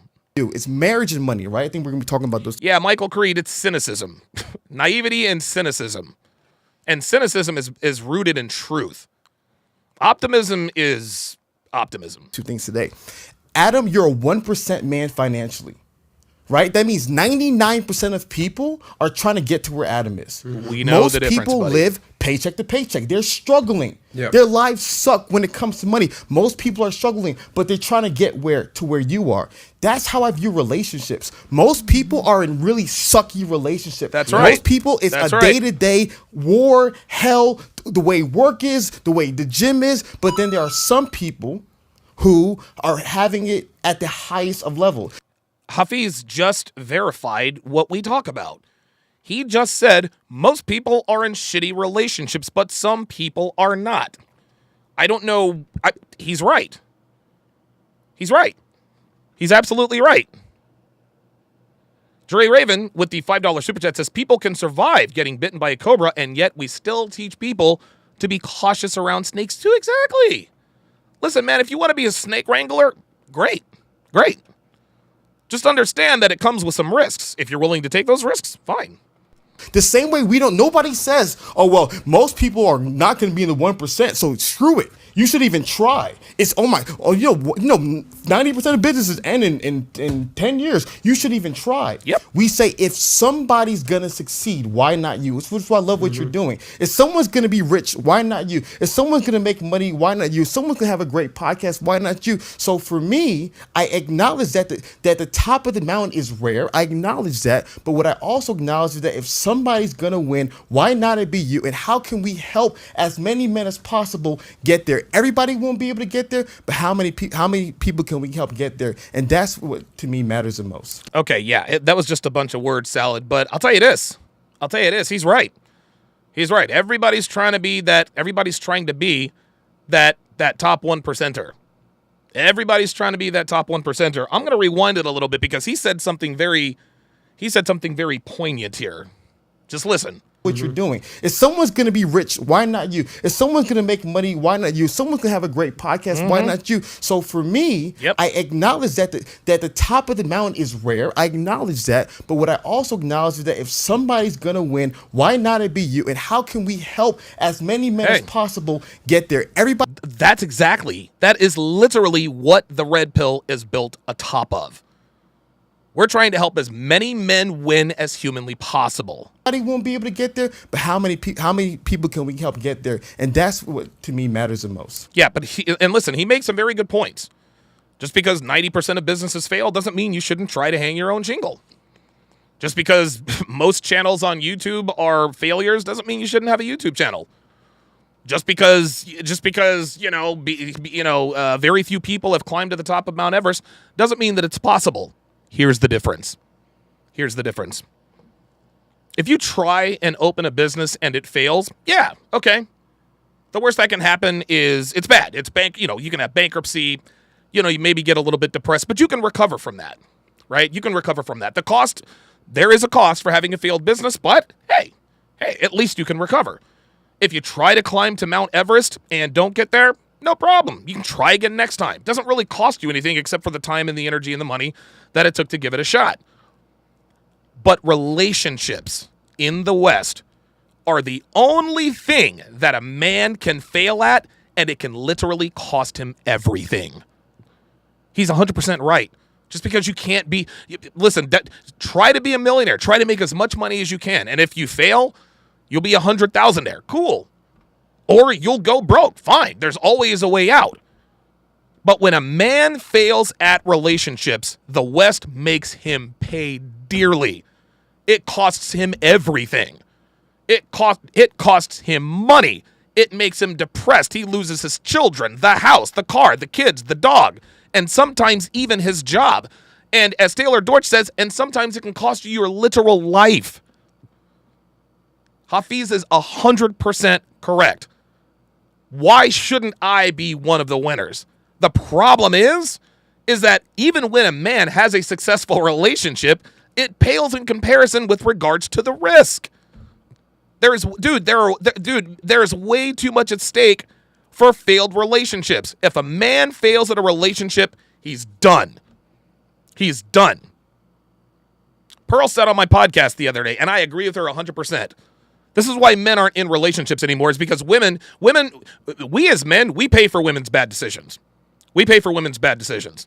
If a woman is sexually irresponsible and gets pregnant, she gets food stamps. She gets food stamps. She gets free food, free housing, sometimes even free education. If a woman gets married, she gets paid. Then if she decides to divorce, she also gets paid. If a woman gets laid off, she can get unemployment. There's SNAP benefits. Women, we as men, we pay for women's bad behaviors. Women can't make mistakes. It's impossible for them to make a mistake that really costs them. When men make mistakes, we pay. We pay dearly. We pay with our blood, our sweat, our tears, and everything else. That's what's at stake. So Hafiz is 100% right. Just because you probably won't be a millionaire doesn't mean you shouldn't try. Just because your business probably will fail doesn't mean you shouldn't try. But the cost, the relative cost of failing in a relationship is so much higher. So much higher. Gotcha. Preach. I love that. Now, Listen when to you her. Preach. I love that. Isn't that interesting? Preach. I love that. Yeah. Of course you do. You're a woman. hear something like this, obviously he's sort of saying, all right, I hear you, coach. Your marriage didn't work. You got out. Got it. You know, thank God before the 10-year mark. So you'd probably be a little bit more spiteful than you are. I'm not saying that you're spiteful, but you'd be even more spiteful if you're paying a ridiculous amount of alimony and everything that you've been paying. But is there anything wrong with that if he's saying? He's basically saying, I hear you, coach. It ain't easy out there, brother. Like, life's tough. Marriage is tough. Making money is tough. Things are tough. But don't tell me that I shouldn't get married, or don't tell me that I can't have a successful marriage. Yeah, listen, right. Don't tell me that I can't have a success. No, listen, I'm not telling anybody. I will never tell anybody that you can't have a successful relationship. But we got to live. See, Hafiz is prosperity preaching at this point. Okay? And this is also, this is also, Mike the Supreme says, preach, women on OnlyFans. Yeah, it's poetically ironic, isn't it? Poetically ironic, isn't it? What Hafiz is doing, he's telling guys it's possible to have a great relationship with a woman in the West. I'm telling you it's not probable. Nothing's impossible, okay? Could I walk on the moon? Yeah, sure. Is it possible that I walk on the moon? Of course, anything's possible. Is it likely? No. Am I going to be a billionaire one day? It's possible. Is it likely? No. That's what we're saying. Is it possible to have a good relationship with a woman born and raised in the West? Of course it is. Anything is possible. But it's not likely. And that's what we're talking about. We as men, we live life based on probability, not possibility. That's the way women live. Women live based on possibility because they can afford to. If women make a mistake, they don't really pay any price. If they become a single mother, they get paid to be a single mother. If they get married and have kids and then decide to divorce the guy, they get child support. Women don't pay for their mistakes, gentlemen. They don't. They never pay for their mistakes. Ever. Ever, ever, ever, ever. This is why they can afford to live life based on possibilities. Men, we don't have that luxury. We don't have that luxury to like Vaughn says in the chat, we don't have the luxury to just manifest it, girl. No, we have to live our lives based on probability. In other words, we need to live our lives based on what's most likely to happen. How do you process that? I don't think anyone says do not get married. I think they call. I'm saying it. Do not get married. If you're going to get married, don't have the state involved. Listen, guys, look. If you want, see, girls don't really, this is the deal, man. This is the deal. If you want to get married, fine. Just don't have the state involved. Have a private marriage. Have a, what do they call it? Have a ceremony, right? Give her the pomp and circumstance, invite guests, have the reception. Just don't sign a marriage certificate. Don't involve the state. You get all the benefits. Well, not all the benefits, but she gets all the pomp and circumstance without you having to risk anything. And again, women want to get married. They don't want to be wives. Well, give her the wedding. Don't give her your balls. Caution people to say, do not get married. If I say do not get married without leverage, that is a position, right? Mm-hmm. That you can change. Thus, if you read my book, it says once you get to that position, you can then make the decision. You'll probably come out better than going in it without it. However, this is what I will always say. Mm-hmm. Tell them, Greg. When men do find that solution does not work out, they are left alone. That's right. There's nobody to help them. Preach. So people encourage people, hey, why not? Give it a try. But when you go bankrupt, when you lose your kids, when your kids are taken from you, when the courts kind of punish you for making this decision or punishes you for being a slightly better. Let them know something, CGA. Then nobody's there with information. Nobody's there with context. No one's there to help them. And I believe, not feel, I know, understand, and I have evidence to show. He said not feel. That men are left alone when they don't succeed in this endeavor. And that is the void that I feel. Because I can tell you, hey, men are alone in this situation. Men are homeless. Men are thinking about eating guns. Men are thinking about they have no way out. Men are losing big time, and we're losing a fraction of men due to manipulation, due to people trying to, they may be hurt. A woman might be hurt in a marriage, or she might feel that she's not being appreciated, and then she throws a grenade in the room. What happens then? See, that's where I come in. I get to show you what happens when the grenade is there. There and we go. I also encourage you. You're not alone in this. A lot of people come to my content and they find out, oh, you too? See, before, as I said, 70 years ago, 40 years ago, 30 years ago, there was nobody presenting this side of the argument. This side, I see what you're saying That's with right. that. Hell Got it. no. Nobody, they just let men alone and they say, well, you must not have been hitting it right. Or you must not There have you loved go. it right. There or it you is. must have abused the kids. That's what she said. There it is. She Yeah. said There it that is. you were, and nobody came to this position. So listen, there was a void open and I ran right through the So hole. when you talk about leverage, break down what you mean by leverage. Are you talking about in a marriage before you get married? Yes, You're sir. talking about a prenup? You're talking about a set of Oh, rules, here we go, the guidelines? prenup, the P word. Here we this go. leverage you're referring Well, to? a lot of men, a lot of men are looking to be loved, right? So a lot of men, the transaction is always men give, women receive. So in this Shit, instance, facts. once men do a lot of giving, they may sacrifice, they may risk Facts. things, but they're risking Men give, women receive. God damn, he's the on little fire. things that they have. They don't know what they're going to lose in the future, right? So by that point, they will probably avoid a prenup. They might say, I don't need a prenup. I don't have anything. This is real shit. Right? Listen, And so he'll get married. He'll build some things. Once the commitment is made and once the investment is made, then he has something. So then when they say, well, you better love her right. You better screw her right. Shit. You better appreciate her right. Shit. And he says, well, it's still not working. She's not happy. Well, then he knows he can measure how much he's going to lose because There he you go. has leverage. There you go. But the leverage is attached to a marital contract. And then at that point, Damn. he can say, well, I don't want to lose my 2 or 3 kids. I don't want to lose my house. I don't want to lose my car. He knows then, and also he has no protection. He didn't get a prenup because he didn't have leverage. This is what a lot of young men in their 20s don't understand because they don't know what they're going to lose. They can't measure it. Once you're 40 and you've accumulated things and you have leverage in a yes. position at a There we company, go. and a woman says, hey, I want to marry you. And you will know what you're going to lose. And at that point, you can make a conscious decision whether to engage in a state-funded marital contract. Woo! Yeah. That's leverage. Most men... a state-funded marital contract. Never get involved with a state-funded marital contract. You can get married. You can get married. Just don't have the state involved. That's all I'm saying. That's all I'm saying. and get married without the leverage. Did you have a prenup when you got married? I was married at 28, 27, engaged at 27, 28. So absolutely not. I You did not have one. Nope. And if you ever get married Y'all are killing me, Hafiz. Hafiz is malfunctioning. again, would you get a I prenup? would advise Clearly, every yes? man. I mean, listen, a prenup is somewhat of a protection. It's just something Yeah. to fight over in court if there's something to. You don't have to get a prenup if you don't get the state involved, boys and girls. That's again. Listen, give her the cake, give her the first dance, give her the pomp and circumstance. Don't sign anything. That's how you protect yourself. Be there. She could just fight it, and now you lost on the money. Yeah. But I did not. I would encourage men to do so if they want to do Ali, it. when you got married, did you have a prenup? Of course No, not. and honestly, like just hearing you speak, I feel like you Merch. come from a place that obviously had a negative experience with stuff, or you kind of, I guess Here I we can't go. imagine Here we go. ever looking into a marriage, like even going into the thought of marriage, maybe because I was so young and I didn't have to, No, it's because you're a woman. That's why. of with so much like guardedness. I feel like going into a Merch. marriage and falling in love with someone, there's a little bit of a leap of faith there. And Yeah, a little bit of a leap of faith. Easy for you to say. You didn't bring anything into the relationship. Ryan Hawks has asked Dr. Dre about prenups. Exactly. Prenups are almost never worth the paper they are printed on. Fuck out of here. Fuck out of here with these prenups. I don't give a shit. Are you kidding me? Are you serious?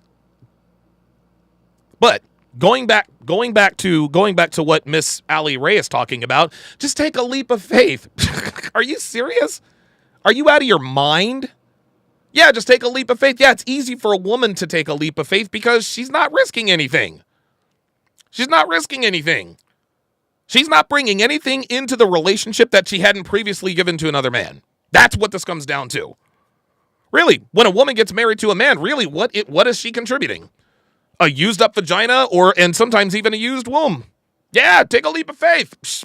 Shit, if I had nothing to lose and everything to gain, yes, Bryce Harper with the base hit against Blake Snell. Yes, sir. If I had nothing to lose, shit, I'd get married to, take a leap of faith. Sure, no, fuck faith. Let me say that again. Fuck faith. Fuck that. Nah, when it comes to your time, your energy, your attention, and resources, fuck faith. Fuck that. No.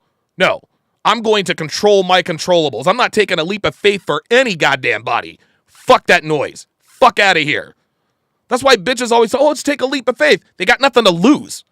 What's the worst that can happen? You get played by another dude?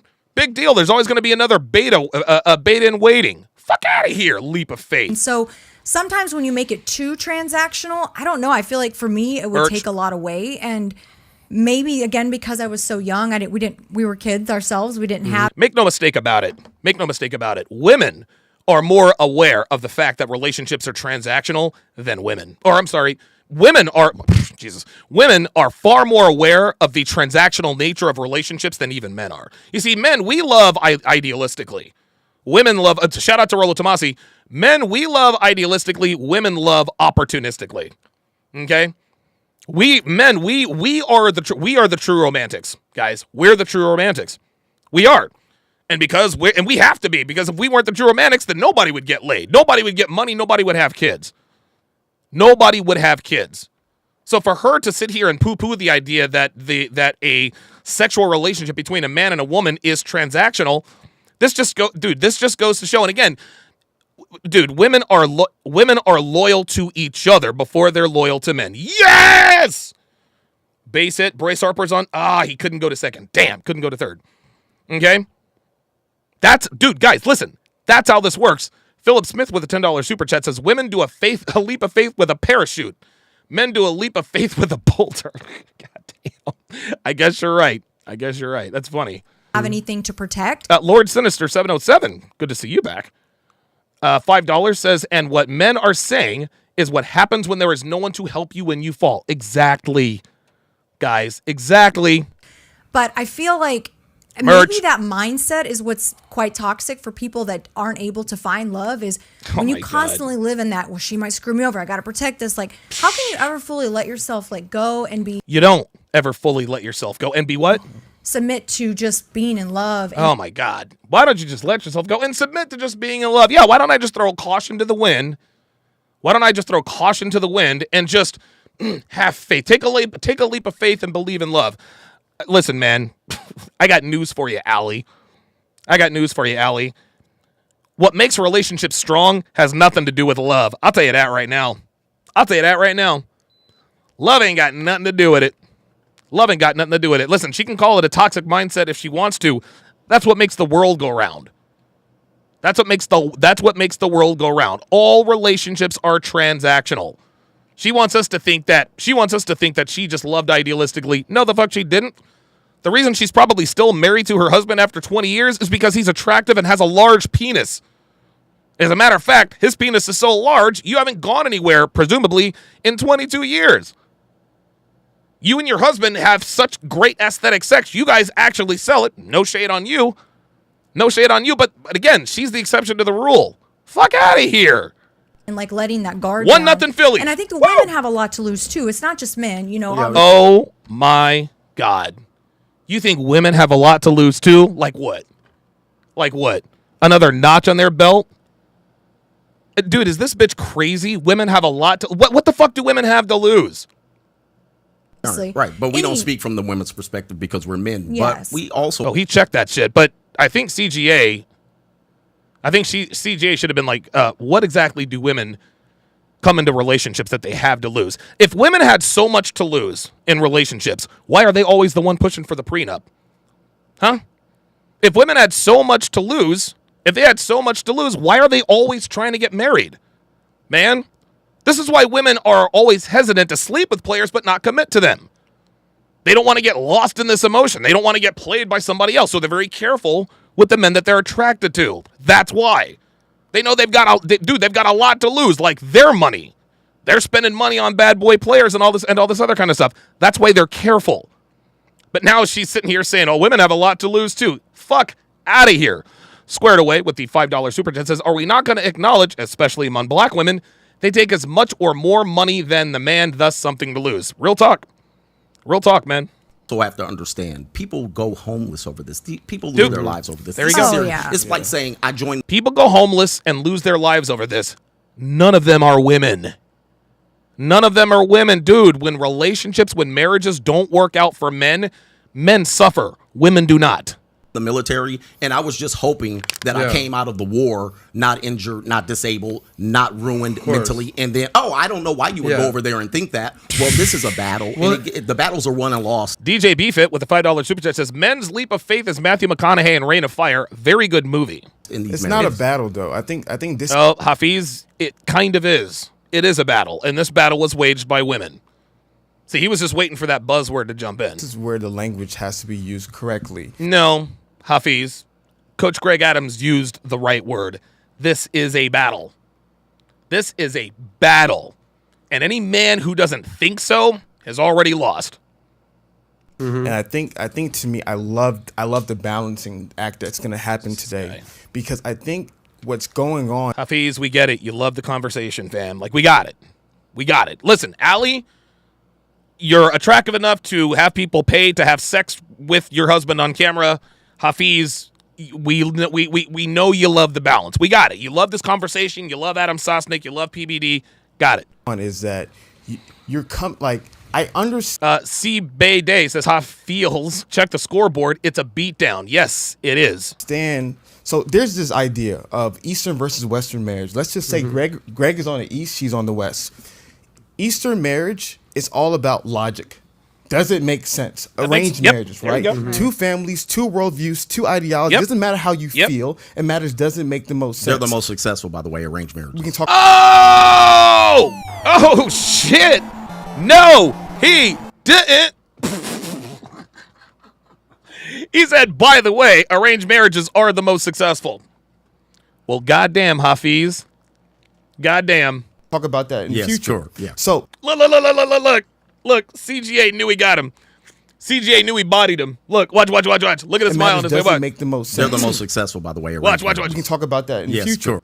Yes, sir. Yeah. Greg's like, look, just so you know, I'm going to slide this in here real quick, just so you know. So Greg comes from that mentality of, if you're going to get in this agreement, you need to write out the agreement, clear as day. What does this entail? What does it get? If you leave, you get this. If you leave without this, you don't get nothing. There you go. It's a very systematized business kind of contract. And that's why arranged marriages are the most successful. It's a business contract. Business contract. Correct. Because, there you go. and this is why when you were talking about the idea of like when men fail in marriage, they lose everything. That's wrong. No, I didn't say they lose everything. What the fuck is he talking about?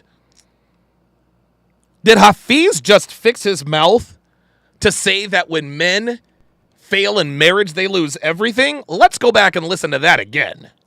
I cannot believe the ignorance that's coming out of this man's mouth. Men fail in marriage, they lose everything. That's wrong. No. Dude, what? Yo. Really, nigga? Like, Hafiz, like, what is, like, dude. Now, see, what he just said, y'all, what he just said is dangerous. What he just said is dangerous.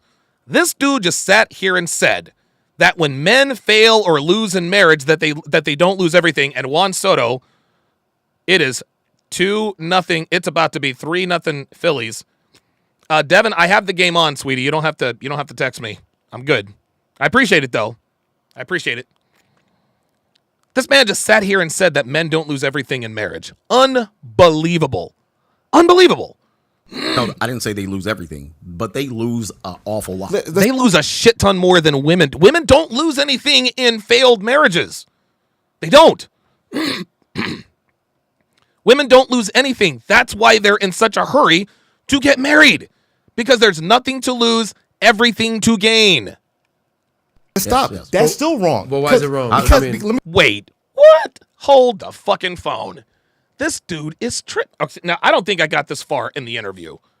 This dude is But they fail in marriage, This dude they is lose tripping. everything. That's wrong. No, I didn't say they lose everything, but they lose an awful lot. Let's stop. Yes. That's still wrong. Well, why is it? How the fuck is that still wrong, Hafiz?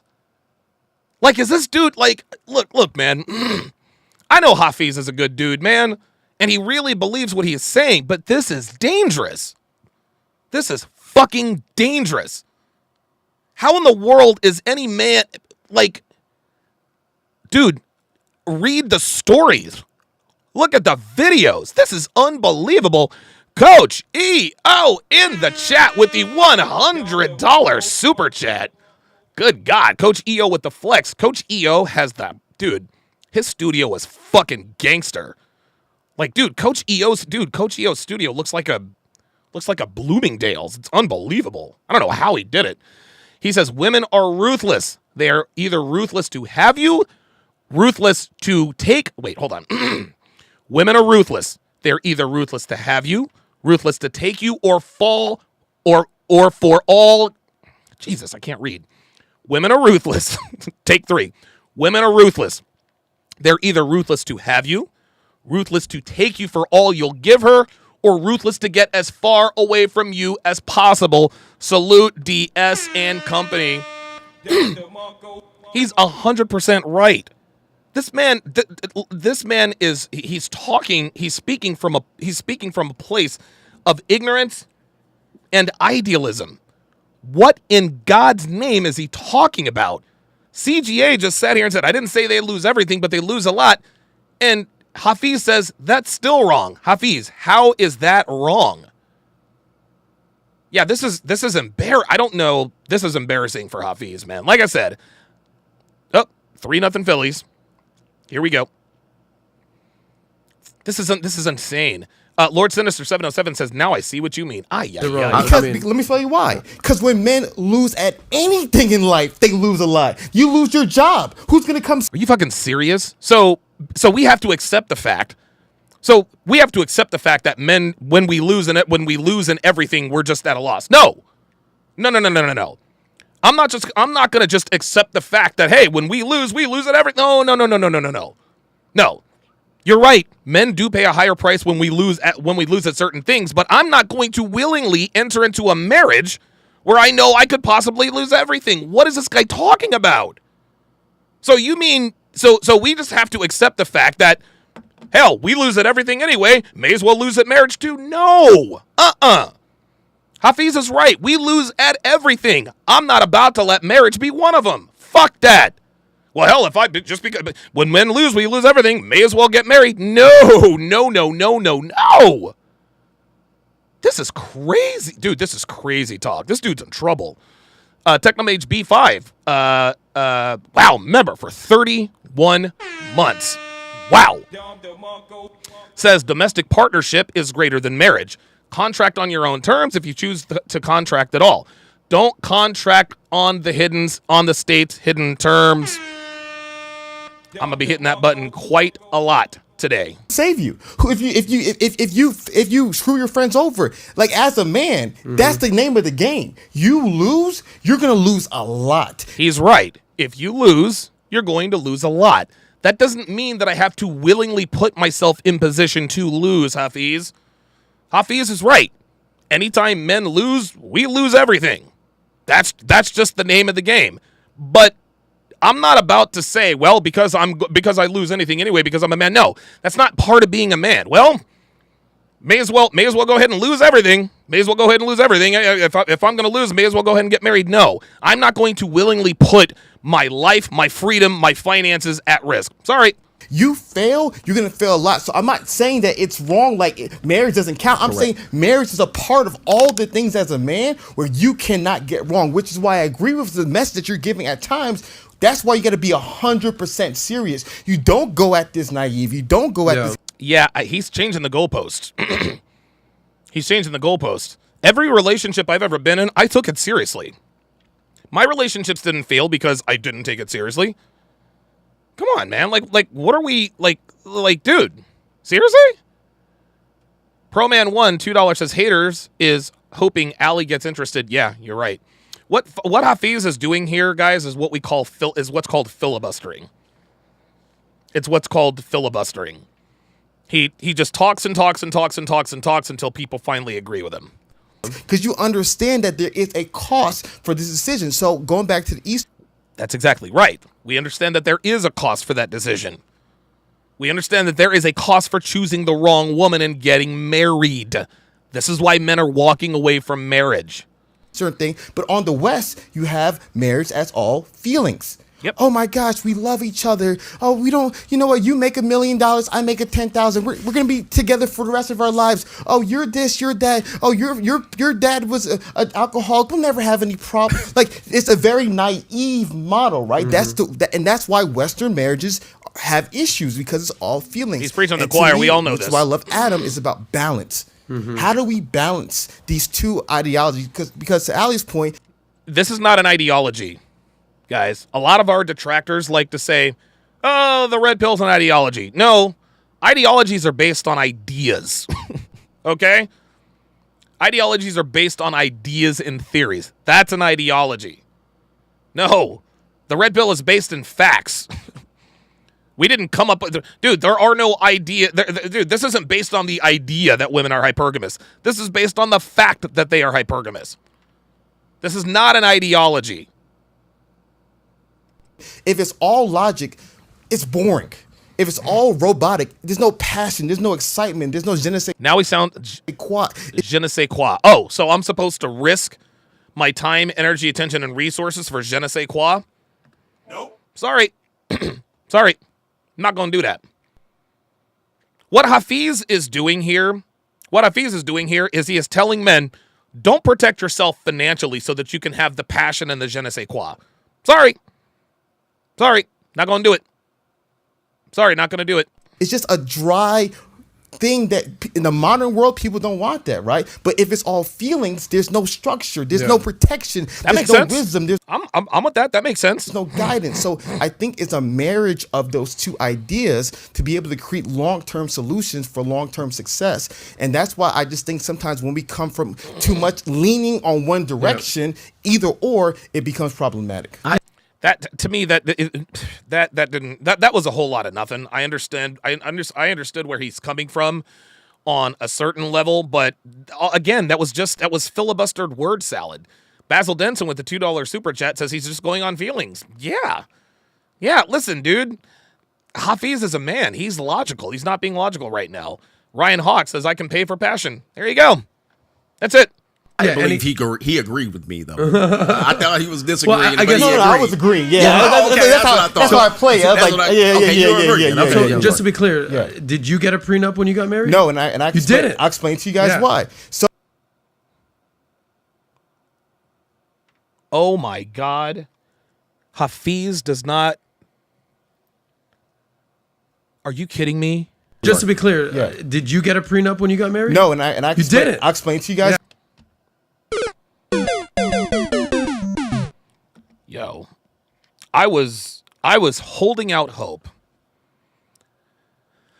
I was holding out hope that at least if Hafiz got legally married, I thought at least maybe he had the wherewithal to try to protect himself. And listen, man, you know that a lot of prenups are thrown out anyway, right? A prenup is just really another hurdle to your resources. That's all it is. A prenup makes it a lot harder for a woman to get your resources after a divorce. Guess what? There's still women who get paid out despite a prenup. This dude didn't even do that. Are you kidding me? This man got married and didn't get a prenup? This is bad, man. That's why. So I think, and I talked about this. I love the prenup conversation. I think it's important. There's three reasons why I didn't get a prenup. But the first reason is I actually believe prenups are good and bad. They're good because Okay, good and bad. All right. they protect you. They're bad because they don't protect you enough. They're good because they protect you. They're bad because they don't protect you enough. So if they protect you but don't protect you enough, wouldn't it behoove you to at least get one? They protect you but not enough, so I decided not to get one. I don't think that makes sense. What I personally believe is something which I did research about this called a marriage contract. You may not like this, but please Get this to me. How many kids do you have? 3. So let's. I'm good with listen. I'm good. I'm good with marriage contracts as long as the state's not involved. As long as the state's not involved. But this is.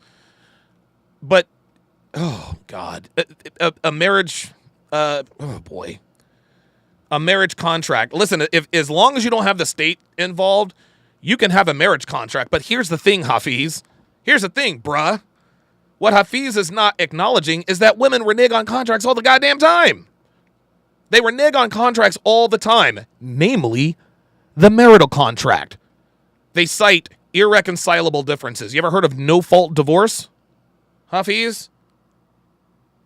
Listen, you can have whatever in the contract you want. Women ain't gonna do what they don't want to do. That's facts. That's all there is to it. At the end of the day, women ain't gonna do what they want. Women ain't gonna do what they don't want to do. You can put whatever in the contract as you want to. Well, I'm supposed to do X, Y, and Z. No, women ain't gonna do. Oh my God. Oh boy, Juan Soto is having an adventure out there in right field. Damn. 4-0 Phillies. Wow. Say, Ali. Women ain't gonna do what they don't want to do. So if Hafiz's and let me rewind here. If Hafiz's solution is just, hey, let's have a marital contract, that'll solve everything. No, that doesn't solve shit. Women, it's nothing to sign a contract. Women be like, all right, cool, I'll sign a contract, blah, blah, blah, blah, blah. Married her man, and she said she wanted 3 kids, right? Yeah. She gets married, she wants 3 kids. All of a sudden, prior to marriage, gotcha. he agreed. She said, honey, I want 3 kids. Is that cool with you? He said, of course, baby, you want 3 kids. We're going to have 3 kids. She's married. 5 years into it, hey, when are we having our kid? Next year. When are we having our kid? Next year. It's year 8. He's like, I don't want any kids anymore. Should she stay in that marriage? No. He agreed, and she both agreed that we were gonna have 3 kids. That's why she married him. Yeah, but here's the thing, Hafiz. If he doesn't give her kids, another man will. Just saying. Philip Smith with another $10 super chat says, place your bets, boys. How long until she takes off on him? Oh boy. Philip Smith, another $10 super chat says, Hafiz the type of guy to go all in with Uno cards. Come on, man. Yo, I gotta draw 2 in a reverse. Come on, man. Come on. Y'all be nice. Lily Zero, $5 says, Fresh said it best, till death do you part. Nah, when I feel like it. There you go. There you go. That's it. When it was time to have kids, he changed his mind. Well, I don't want kids anymore. Should she stay in that marriage? No, why Let's not? go on the guy's side, because the red pill guys love when guys are being the victim. Oh, listen to this, dude. The red pill guys love when guys are being the victim. See, this is okay. All right, Hafiz. All right, Hafiz. I don't know. Maybe he's going through a little bit of red pill rage, possibly. But we speak facts over here, man. We speak facts over here. So you're a man, and in your marriage, you agreed that we're gonna have sex, let's say twice a week. That's an agreement. I'm just saying That's a verbal contract. We're agreeing that we get twice a in week. at least twice a week. All of a sudden, she's like, I'm not in the mood anymore. She's like, oh, now I'm on my That period. won't be all of a sudden. That'd be almost immediate. But go ahead. Okay. Oh, no. Got him again. Oh, my God. Jesus. Dude, coach, a CGA bodied him again. Got him again. Unbelievable. He's right. It would take a lot. It would not be long before she closed those legs. Spinanza with the $5 Canadian, with the $5 Canadian super chat says, Hafiz is that one friend that doesn't talk to you when he's in relationships. Yep. I agree. Face Facts, $5, says that did Derek Jackson lose his muscles? No. Lord Sinister 707, $5 says that's like saying don't wear a seatbelt. They fail sometimes. Exactly. I don't know what, dude. Hafiz is under the influence of his wife. That's the only way I can explain this. and then months into it, right? Yeah. She says, well, I only want to have sex once every 6 months. Should he stay there? Nope. You both agreed initially, like, yo, we're gonna do this consistently, and now he's getting it. Should he stay there? So to me, what's very important about the marriage is that before you get into it, now it's just both rambling. of you guys need to agree upon everything. This is Hafiz, here's the problem. And listen, what he is saying makes sense theoretically. But as we all know, as Brandon Drury just hit a solo home run, but as we all know, life isn't lived in theory. Life is lived in real fucking life, man. That's what this is. Women will sign anything. They don't give a shit. Women don't care. Yeah, I'll sign this contract. Right? Women have, dude, and there it is. Devin said it in the chat. Yeah, people change. People change. So you can agree, dude, you can agree with whatever it's, well, you're supposed to have sex with me twice a week. It says so in the contract. She ain't doing shit. where I think the nuance in the evolution, agree on everything so the woman's protected as well as the man is protected. And so to me, that's what me and my wife did before we got. And now back-to-back home runs, and one of them was Josh Bell. So wow, we got a slugfest going. Married, we talked about everything. Every single scenario, every single thing. Here we go. Me, I'm not. You can't possibly talk about every single scenario, every single thing, Hafiz. You couldn't possibly talk about every single thing. I know you would like to think so, but trust me. Trust me, fam. Trust me. A woman will find a loophole to get out of doing stuff. She will find a loophole. Well, it says here that we have to have sex twice a week, but what if I don't feel like it? What if I have a headache? I'm not a money guy. I'm not motivated by money. So therefore the money, like, I'm different. Everyone knows me. I'm not a money guy. So you can have all the money. I have my brain. Mm-hmm. I can start from ground zero. I'll build the money back up. I don't mind money. But to me, did this dude just tell me? Did this dude just sit here and say, I've got my brain? So that's why he didn't get a prenup, because if you lose it all, you can just get it all back. Is that it? Okay, fair enough, but Hafiz, what about the time it takes? What about the time? You see, you don't just lose money when you lose everything. You lose that time, all that effort, all that energy that went into building money. This is bullshit. You're sitting here telling me that you didn't get a prenup. You decided not to get a prenup because you don't care about money. I'm a money guy. I don't care about money. You just said I'm a money guy, but by the same token, then you said I don't care about money. This is ridiculous. There's no, he is not willing to lose it all. He's not. No man is. That's ridiculous. That's stupid. Because it's another argument that we can talk about later, is that the kids is a whole different conversation. Kids are more wealth than money. So I was more obsessed with children than money, because end of the day. Oh, Hafiz, stop it. Dude, come on, Hafiz. Come on, man. Like, dude, now we're prosperity preaching. Kids are much more wealth. Kids much more wealth than money. No, man. Kids are fucking expensive, Hafiz. Come on, man. Hey, like I said, we can talk about that later. But so to me, in regards to losing money, I don't care about losing money. Take whatever you want. Oh, if my worst case God. scenario things happen. Oh, my. Dude.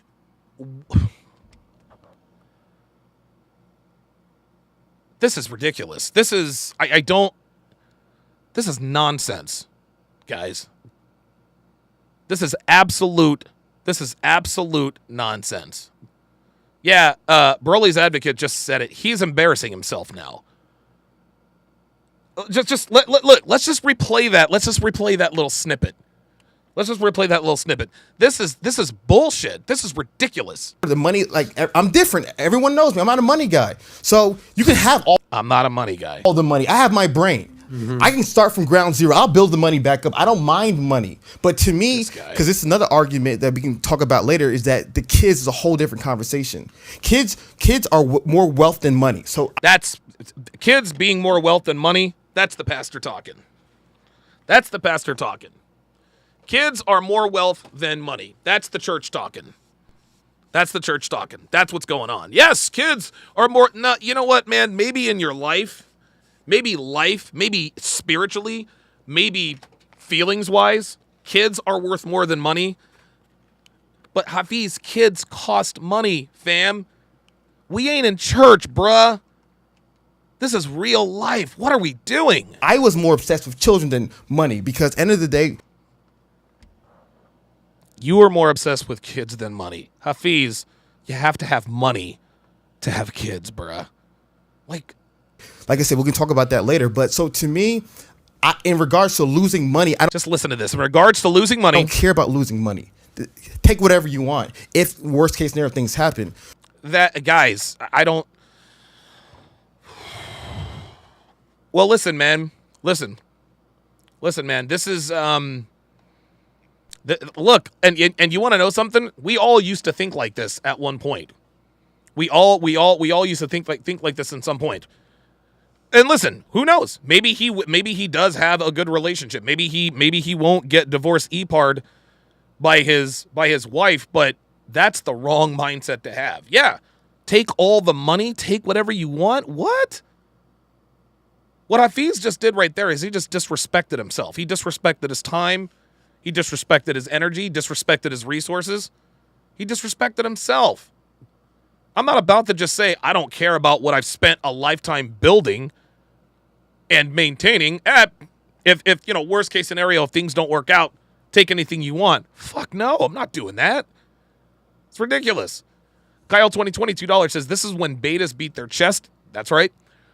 True Black, $5 says, this is 1700 when kids would bring wealth by going out to the fields and busting up the Shiforo. Okay. Spinanza with the $5 Canadian super chat says, I feel like merch. We're watching Get Out, listening to this guy's word salad. Dude, this is crazy. This dude just sat here.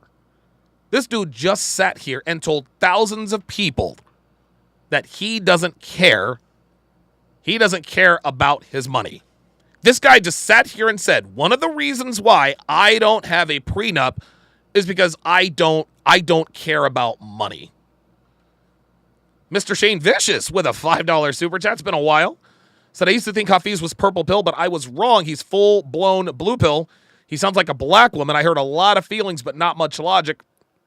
You said it, I didn't. But by having a marriage agreement, both of you guys understand what's expected of you.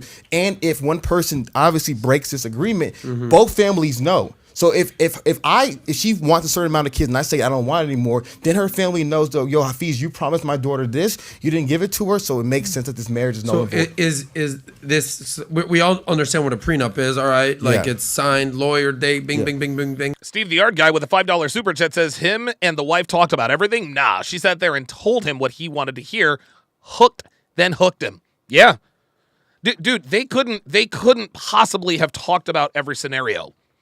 There are an endless number of scenarios. And I promise you, if the wife wants out of the relationship, if she wants out of the marriage, trust me, she will come up with a scenario that has not previously been covered by the contract. What is a marriage contract? So is it a verbal agreement? Is it a written agreement? It can be. You're saying that the families know each other? Yeah, what is that exactly? It can be one of three things, right? It can be written between you and this individual, which is the least ideal. The second ideal is you can actually get a mediator or a legal arbiter to actually sign this for you. This is unbelievable. So therefore, like in the worst case scenario, if you go to court, this is now a legal document, right? So this is a legal document that can be able to be proved in court. But what he's describing as a prenup, guys. What he's describing here is just a modified poor man's version of a prenup. That's what this is. He's anti-prenup, but what he's describing is a prenup, number one. Number two, anything that can be arbitrated in court can be arbitrated around. Again, the right woman. Women are ruthless. All she has to do is hire an attorney, and this is the kind of marriage contract that is done by two people. Lawyers aren't getting involved with these marriage contracts. People are sitting down just writing this stuff out themselves. You hire the right lawyer, you hire the right attorney, dude, he'll pick apart that marriage contract. He'll throw that out the window. Listen, Hafiz, you can't, look, making women sign something to say, I'm not going to screw you over is not going to prevent them from screwing you over. A woman is, dude, men and women, we are a slave to our biological imperatives. And no prenup or marital contract is going to override that. Nothing can override human nature. Nothing.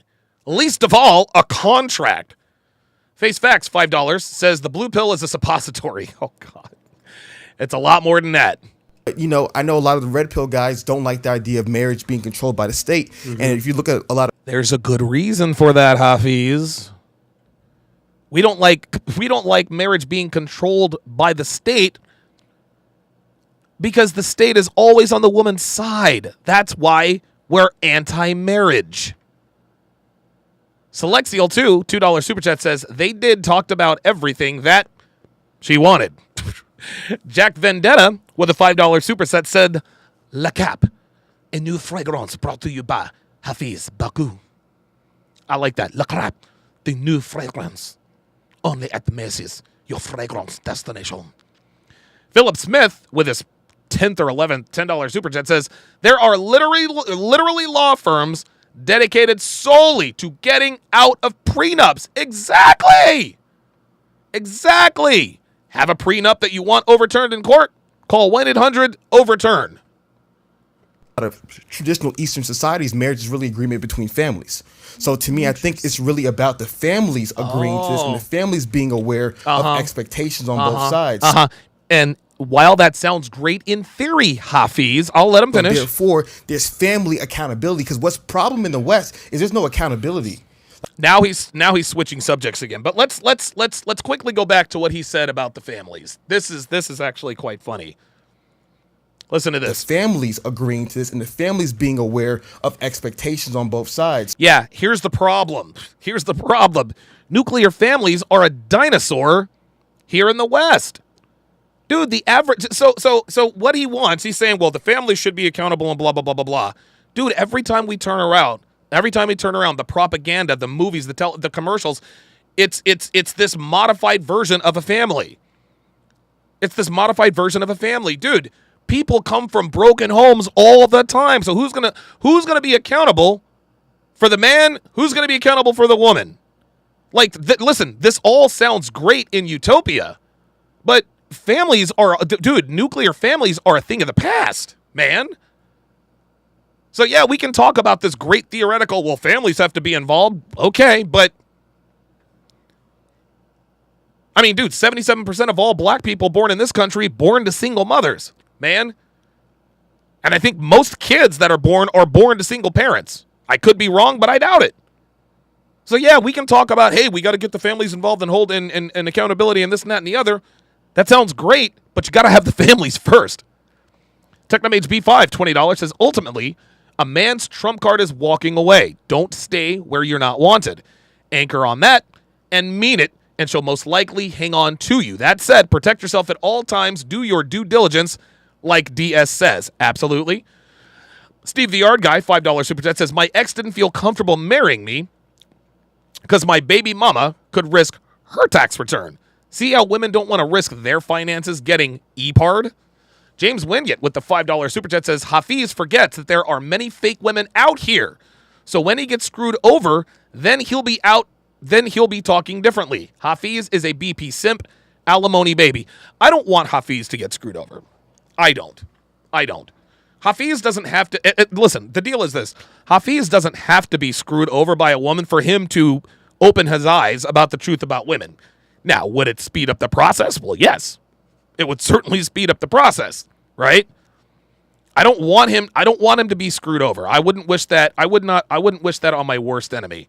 Because getting screwed over by a woman, it's, I mean, you really will lose a lot. So I'm not trying to wish any. I don't want to wish that on him. I'm not saying you are, but I don't want to. Therefore, there's family accountability, because what's problem in the West is there's no accountability. Now we've changed like subjects. You say, if the wife, we agree mostly on all of these things. Of you course. understand what's going on here. When you're talking about these marriages and business contracts and family, this is where we agree. Yeah. And there you go. unfortunately, we get into the romance in the feelings part There of it, you go. which feelings do change, right? There it the is. feelings Yeah, changed I guess about that's me what I'm about a saying. minute People ago. change. People change, and thus, Life changes, right? Thus, though, the marriage contract doesn't change with the state. So you have to have those things understood and be in the proper So position. okay, so let me just paint a picture here. So I was married very briefly, okay? Divorced? Divorced. Uh-oh. But I had a No, prenup. Sauce used to be married. Yeah, Oh, he had a the- prenup.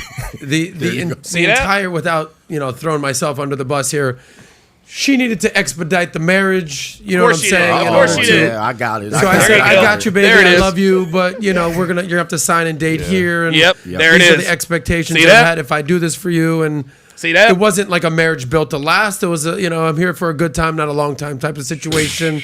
You could read. Sosnick, did you marry a stripper? Did Sosnick marry a stripper? I love it. I might have to ask him that. I was actually texting with him earlier. Between the lines here, if you know what I'm saying, okay? Got it. But we're still cool. Shout out to you, Lauren, if you're watching. All good. fucking but awesome. better believe that I had a prenup in that situation. So that's There you go. See that? Better believe he had a prenup in that situation. If you have something to lose, you want to protect it. Why in the world would you enter into a relationship with a woman who is incentivized to leave, who is financially incentivized to leave? The reason why women are ending marriages is because they're paid to leave. Women are financially incentivized to file for divorce. Hafiz has got to know this. Hafiz has got to know this. But no, Ali Ray is talking about take a leap of faith. Nope. I'm not taking a leap of faith with anybody. This is insane. that's when I was in my early Eric Weston says, I bet money his wife is white. I think you're probably right. 30s. Now I'm in my early 40s. Life's even better. That's right.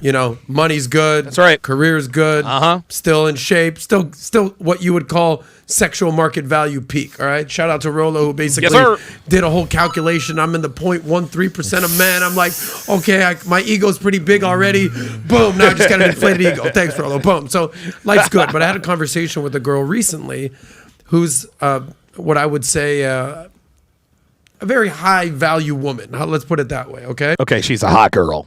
She's hot.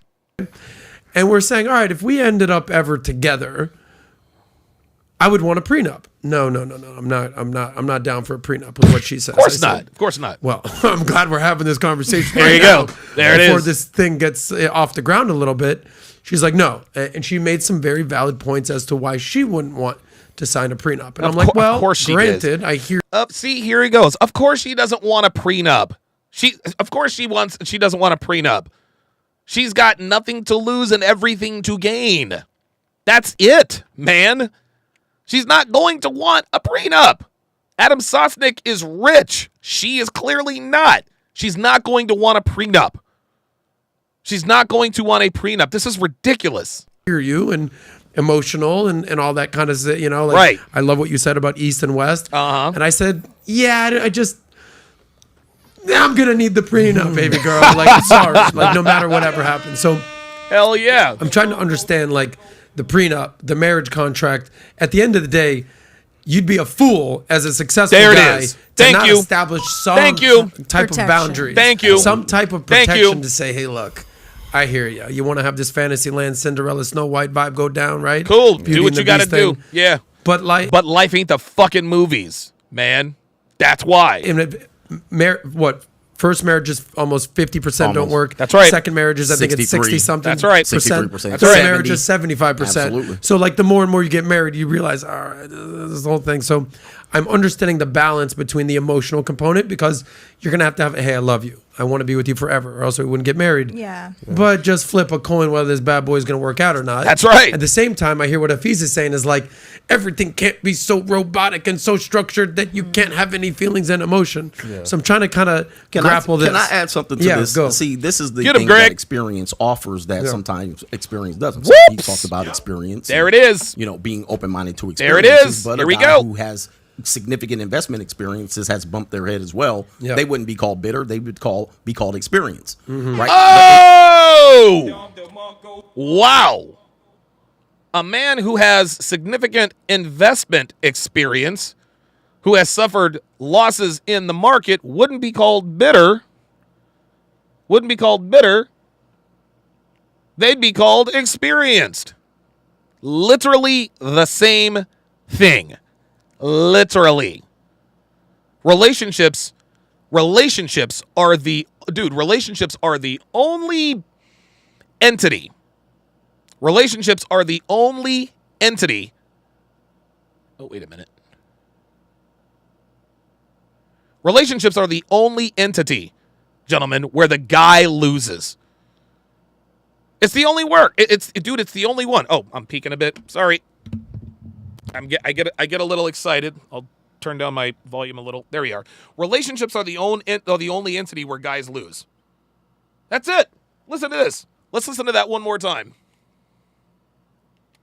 Has bumped their head open-minded to first that sometimes experience doesn't. See, relationships are the only entity where if a guy fails and actually puts things in place to make sure he likely doesn't fail again, where he is shamed for it, right? If a man opens up a business and that business fails because he hired the wrong people, well, in the future, he is going to hire the right people. They're not saying, well, wait a minute, why would you be more stringent in your hiring practices? You're insecure. You're bitter. No, that's a lesson learned. Jungle ENT, $2, says, Coach has that playoff experience. Shit. Man, I've been to the Super Bowl, y'all. Y'all know. So he talked about experience and, being open-minded to experiences, but a guy who has significant investment experiences has bumped their head as well. Yep. They wouldn't be called bitter. They would be called there experience. You go. That's exactly right. But in this situation, what people don't know, what's behind that curtain, when you go into court, and the love is lost. Oh, boy. And also, the agreements aren't being upheld with the marriage contract are piranhas, sharks. They typically come in the form of lawyers, judges, and people in that industry who make a lot of money. He's breaking it down. With that being said, once you go in that room, I'm one of the only people that have been in those rooms. It's a dark place. We call it the belly of the beast. And until you've been there, you really haven't experienced a marriage. Now, let me just say this. You mentioned the divorce. Hold on for a second. Courtroom? You haven't been to a marriage? Yeah. Let me explain why. What is Hafiz making a face for? This is all facts. Explain why. You mentioned the 50%, 63%, 70%. But do you know that these don't include the people who have already talked to divorce attorneys? Oops. See, many of those 50%, there's an additional percentage of people who haven't even talked to a lawyer, or I'm sorry, that have talked to a lawyer. And they've gone, okay, I'll stay, baby. There it is. It's cheaper to keep her. Happy wife, happy life. There it is. I'll just accept what it is. There we go. I'll stay for the kids. That's it. I don't want to lose the house. So it's more than 50%. And you're saying tack on a couple extra percentage points. We need to tack on at least 25 extra percent because there are some people who have visited it, and many people reconciled. So it's bigger than that. And when I add on those percentages, it adds some perspective. Yeah. Oh, shit, there is more than 50%. Real 50% shit. who legally got divorced. We're adding on the people who said, oh, shit, I'll just go on to stay. What we call thinking about it. Yeah, divorce. man. I've never heard Coach Greg Adams swear. I don't think I've ever heard him swear. That's very interesting. I like this. Think about it. Or the person brought it up. If you don't do this, I'm divorcing. Ali, there let me get your perspective here. Because, again, you're an anomaly, happy marriage, living a good life. Well, the reason we didn't sign a marriage contract is, because I'm an OnlyFans star. And, I get judged. Dude, she's going to turn this right back to her. And killing it on OnlyFans, Oh, Adam! Sosnick, what are you doing? I'm going to talk to Sosnick about that. I'm like, no, Sosnick, don't bring it up. Manny Machado might mess around and get ejected if he doesn't be careful. Go back to that little, water cooler talk with your ladies. God. Why because I think 70% of marriages are initiated by women? Yep. Sorry, divorces are initiated by women. That's right. And then it bumps marriages. up to you were right about the first 100% on marriage. So, yeah, right. 100% of marriages are initiated by women. 70% of divorces. Right. But and I think it bumps up to about 80% when they're college educated. So the more money they're making, the more independence they're feeling, the smarter they are. All right. What are the reasons you think that women are just over their man? Well, I think there's a lot of too with women get in clusters and they kind of feed each other and it festers. And that's one thing I think about, like my husband and I's dynamics. I've never really talked about any marital problems we've had with other people. Maybe, a comment to my sister or something, you know, but I don't like discuss our problems the same way he doesn't discuss that, because I think everyone else, you know, has their own, like you said, biases and things that they've been through, and they. Nah, Jay Blaze says, Adam, sometimes you simp. Nah. Adam is a lot of people, dude, trust me. I've met Adam Sosnick several times. There is no simp in him. He absolutely, listen, Adam's in his early 40s. He's rich and he lives in Miami. Anyone who's 40 years old, rich, and lives in Miami and came to the CME, that dude is as red pill as they come. You better believe it. They may come from a different angle and put ideas in your head or your fears in your head. You're saying misery loves This company. is facts. Misery loves So company. if you're having an issue with your relationship or your Yeah. marriage, oh, my This man, let is me tell you about facts. my man. And then they just kind of. We should do that, yeah. And I think I've watched it. It's just incredibly toxic. And See? I think Oh, wow. I look at marriage as a commitment between two. Dude, she's speaking facts. What she literally just said is single women keep women single. That's what she's talking about here, y'all. That's what she's talking about. She's talking about the fact that women get together and they start talking shit about their men. That's what it is. That's exactly what this is. So listen, man, Allie is on there pitching her OnlyFans. Guess what? She's speaking facts right here. Two people. And for me, and so when you speak about the family aspect, I feel like we Merch. didn't even have a big wedding because I don't need to share that with anyone else. It's between him and I just found it kind of corny to do so. So Yeah, I guess for she's me, just I accepted think of a the lot of rule. women, you know, I don't disagree with there's a lot of women out there dirty, and they will particularly prey on men who are successful. A lot of women out there dirty. The way she says there are a lot of women out there dirty. Like, hey, don't get me wrong. There are a few women out there. No, most women in the West are dirty. Most women in the West are dirty. And there are a lot more women who prey on rich men who have no game or experience. Please believe. Let's try not to make this sound like it's just an anomaly. Like, get out of here with this. I do not dispute that whatsoever.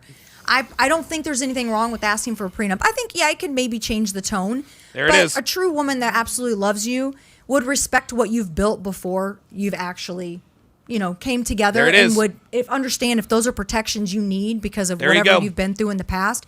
If you were a woman who was in love with you, you would honor that and sign the prenups. Look, I got to give her a Don DeMarco. I don't often agree with what Allie Ray says, but she just told the truth. Yes, single women keep women single. They all just sit around and they shit on men all the goddamn time. And she says, hey, look, if you really do love the guy, then sign the goddamn prenup. The reason why women don't want to sign prenups is because they want to be financially incentivized to leave the relationship, like most modern women. Michael Matrok IV with a $5 super chat says, Adam is hella red pilled. He's as red pilled as it gets. If I could, I almost want to like kind of get a listicle, and I get you don't speak for all women, and either will Natalia, and then I want to turn it over to the men.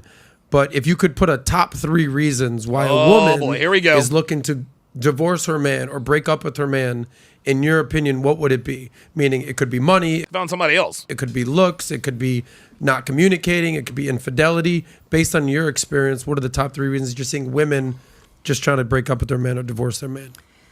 I think I'll tell you what I personally be think is happening in the interesting. marriages, and then I'll tell you the top 3 things I would say. Probably working too much.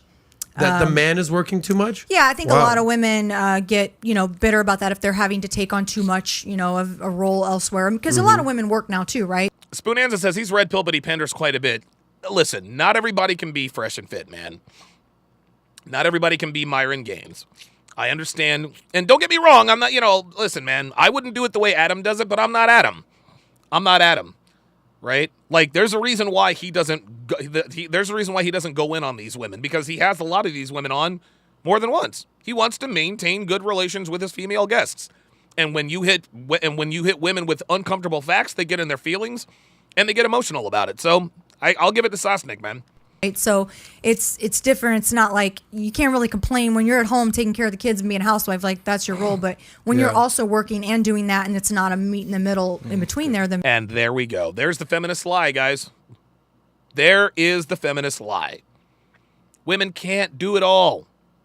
They can't. Y'all can't do it all. You can't hold down a full-time job and raise well-adjusted kids. Doesn't work that way. It does not work that way. You can't serve 2 gods. You can't. If you are a working mother, something's going to suffer. It's either going to be your job or your family. It's either going to be your job or your family. Your work performance is going to suffer, or your mothering skills and relationship skills are going to suffer. And better than 9 times out of 10, it's not work that suffers. Obviously, So women, it's the man working too much and her working too much? There you go. yeah, I would say I've heard complaints, or maybe they're always on business or they travel. Okay. Or, Oh my I mean, God. obviously, Meet like, there's in the middle. Dude, check this out. If I'm working 8 hours a day, I'm not coming home and doing fucking dishes. I'm not doing it. I don't give a shit. I'm a goddamn man, dude. If I get married to a woman, that's her job. That's her. And look, I'm not, dude, I will never, ever get married, but there's a reason why I pulled Devin off her job. There's a reason why I did that. It's so that she could fulfill the responsibilities of the household chores, I don't do chores. Devin walks the dogs. Man, Devin does the dishes. Devin does the laundry. She does all of that happily. For 3-4 hours a day, she sits and she does the website stuff and all that other kind of stuff.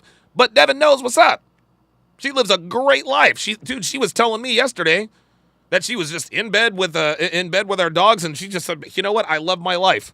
I love my life."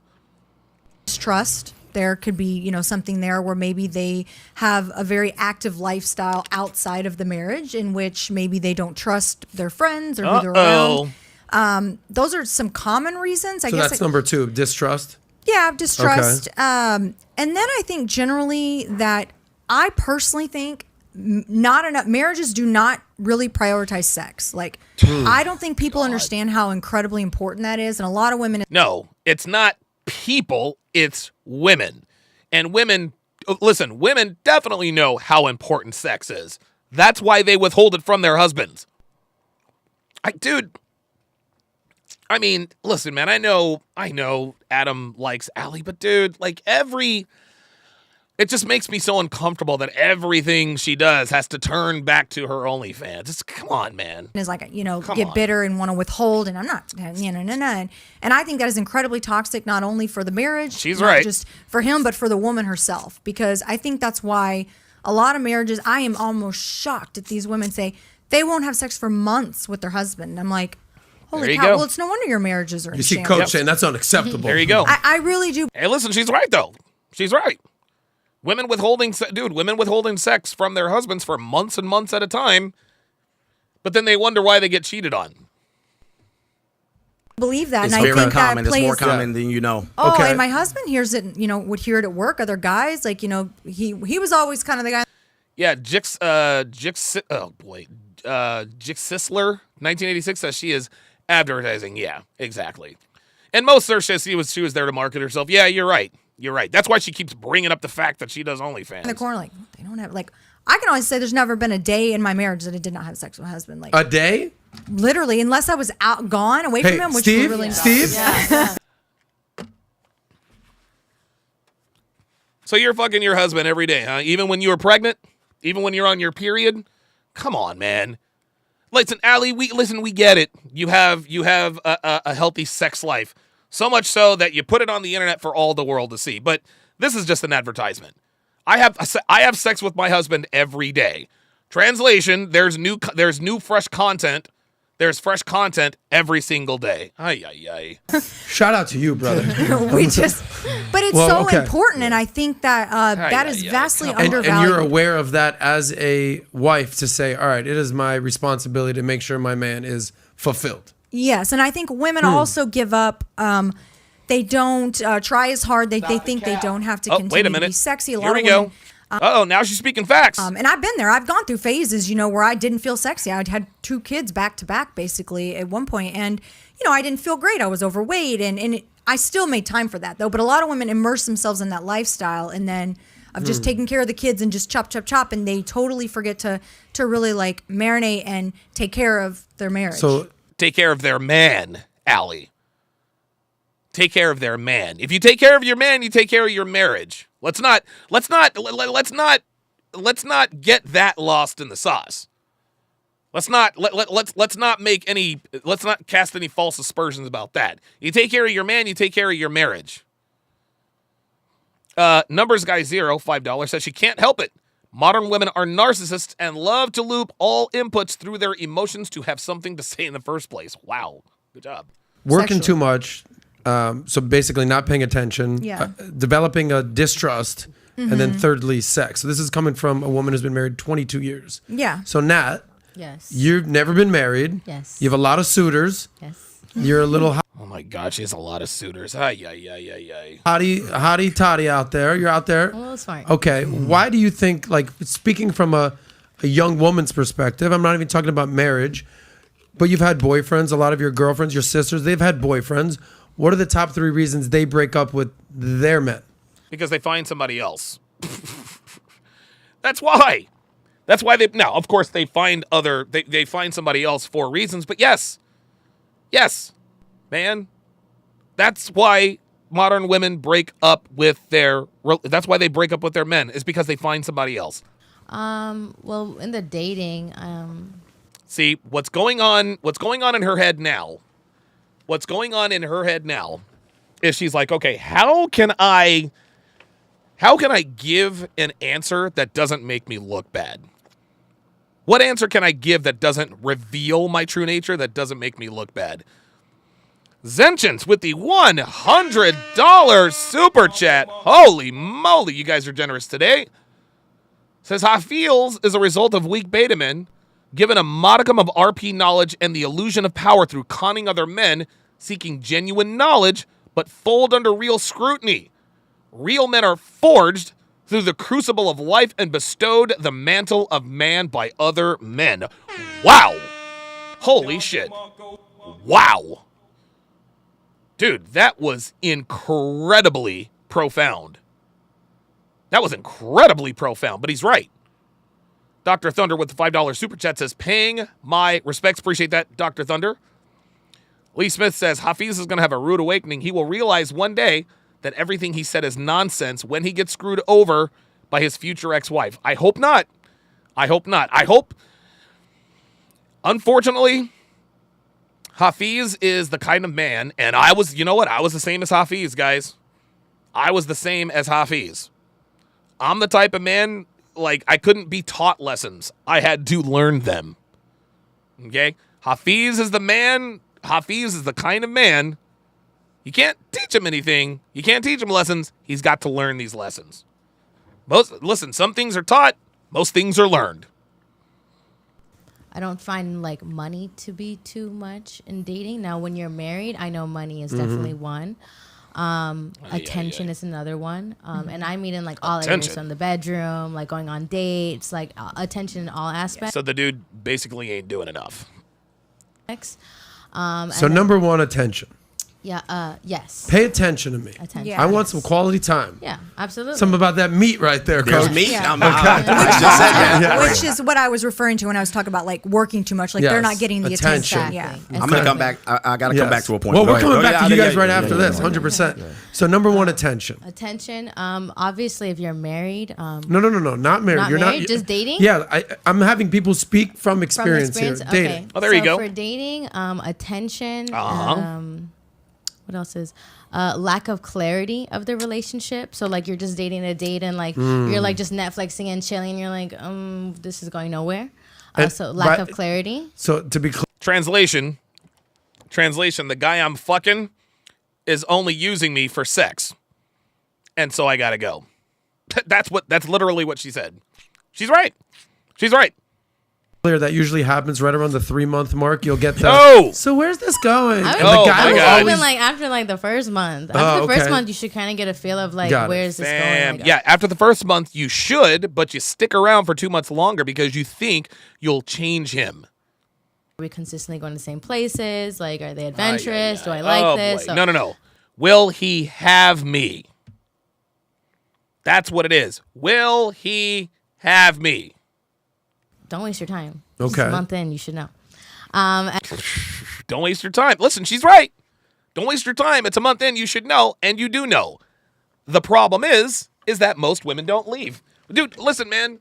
Women who get into situationships with these bad boy players, they know when it's time to go. They know it's time to go. They know what's up, but they don't. They always stick around a little bit longer. Then When she finally, when she cheats on him, it's men ain't shit. That's how it is. And then the Number last 3. one, I would say, maybe just the interest goes away. Maybe just like a lot of other options. God, dude, that's it. That's it. The interest goes away. A lot of options. She can't just say she cheats her way out of a relationship. And that can be a really big distraction. It's a jungle out there, Yeah, baby. It's yeah, a freaking jungle out there. But it kind of All gives right. some clarity, so that's kind of like my Listen, 3. I appreciate. Listen, Look, and listen. She's right. She's right. But that last one was real. That last one is the reason why. That last one is the reason why, man. It is absolutely the reason why. Is because there's lots of interest because of other options. This is why I tell you guys, do not date women. You can date them. Do not commit to women who are on social media. They will be inundated with options at all times. Listen, if she wants to seek other options, she can do that on her time. Zenchens with the $20 super chat says, just showing some love around the sphere. I do love roasting rubbish over on FNF, but I wholeheartedly employ caution and wisdom. I think he wanted to say applause. Caution, wisdom, pass through the ages in this current dating minefield. Be well, gents. Focus on yourself. Cheers. Appreciate that very much. Very, very good super chat. Great super chats today, guys. I want the young men and even young women listening at home to be like, got it, Ali, boom, boom, Natalia, cool, makes sense. All right, coach. And then Hafiz, flip it on us, right? Because we established the fact that 70 to 80% of marriages, relationships, the woman initiates a divorce or a breakup. But sometimes a man will initiate a breakup. Sure. From your perspective, what are the top 3 reasons men end a relationship with their women? Men don't end relationships with women. That's a trick question. That's a trick question, fam.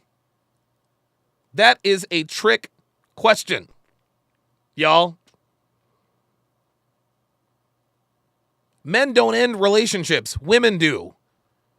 They initiate at least 70% of the divorces and just about all of the breakups. I would say number 1, lack of respect. So that goes to, like I said, men want to feel loved, but oftentimes are the giver of love, and nobody really not a lot of people focus on men receiving.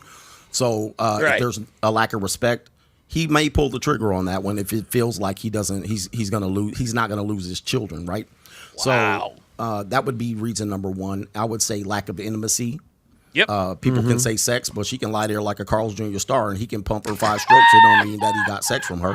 He's out. Yo, she said he can lay there like a Carl's Jr. I swear to God, CGA is the goddamn man. CGA there needs to be a CGA glossary. This dude is awesome. You know what I mean? Most of the prostitution-oriented sex is in marriage. Wow. But with that being said, if he does get a couple of pity duty sexes out of his wife, doesn't mean he got anything. So you're saying that there's a difference between sex and intimacy. Absolutely. Intimacy. I mean, guys are looking for intimacy, and sometimes it's better to pay somebody for some intimacy than to get it from your own wife. There it is. A lot of marriages are going on right now because he's paying for intimacy somewhere else. There you With go. that being said, if he's not getting intimacy and respect from his wife, he gonna leave if it doesn't hurt him financially. Got it. And then third? I would say you said respect, sex / intimacy. Yeah, I would say obviously then the kids. I mean, there's going to be something associated with the kids. If he knows he can keep a relationship with his children, aka she screwed up and he can get up out of there, and he can use that as leverage to make sure he doesn't lose time with his kids, then he'll pull the trigger. Yeah, got it. Okay, there you go. Go ahead, Hafiz. Yeah, I want to take a little differently because there's nothing that I'm going to add to it that Coach Greg Adams hasn't shared. I think I agree with the third one may hit or miss, but here's the nuance I think is lacking in the conversation, especially to the young guys who kind of consume this kind of content. Oh, here we There's go. always truths in what people say. Like you say a lot of things that are true, but if you end the sentence there, it's not going to benefit people's lives. What and is so he talking to me, about? I think one of the fundamental challenges is when you come at things from a perspective of things are going to fail. Mm-hmm. Oh my come at God! things from a perspective as here he goes. Worst case scenario, prosperity preaching. So this is interesting. I won't get too lost in the sauce, but this is interesting TV show where this guy he spent an hour watching the worst events in humanity. the worst murders, the worst rapes, the worst thefts. He saw the worst inhumanity for an hour. After watching the worst inhumanity for an hour, how do you think he felt about humans, Adam? Yeah, obviously he was just Probably felt like crap. He so probably good. Yeah, felt of really course. bad. So There's a flaw in Hafiz's logic again. There's another flaw. He said the worst events in human history. The worst events. Right? How does he think he feels about humanity? Probably feels pretty bad, right? Most people aren't committing the most egregious acts in humanity. He keeps using individualized. He keeps using individualism. He keeps using this individualism. If one man were to sit down and watch the worst events in human history, he would have a pretty bleak mindset. Of course he would. He would lose faith in humanity. But the reason why men have lost faith in relationships is because we have shared experiences. Yes, Clardy says poor guy is a hope strategist. Hafiz, it's not about what's possible, it's about what's probable.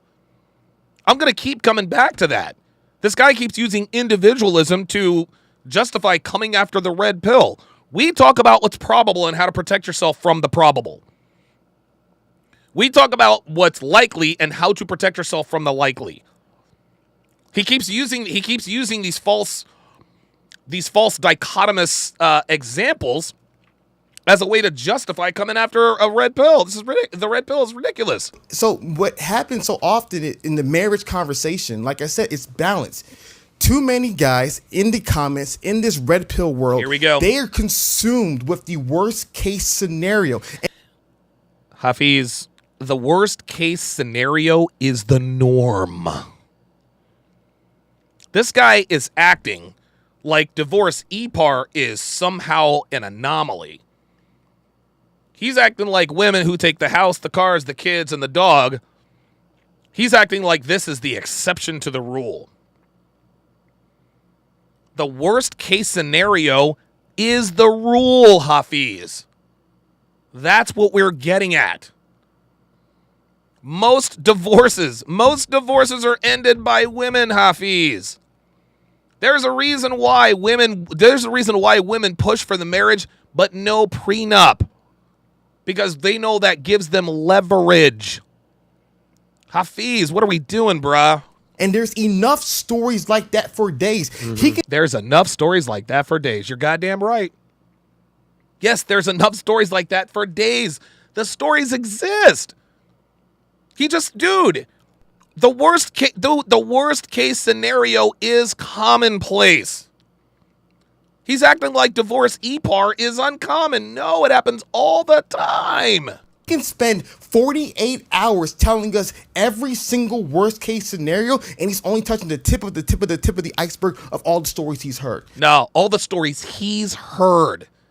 Again, Hafiz, these are shared experiences. Message boards, blog posts, YouTube channels, magazines. All of it. These are shared experiences. He says we can have stories for days. Okay. You're right, we can have stories for a day. How many stories can you find of a good, healthy relationship where both the man and the woman are benefiting mutually from the relationship? I'll wait.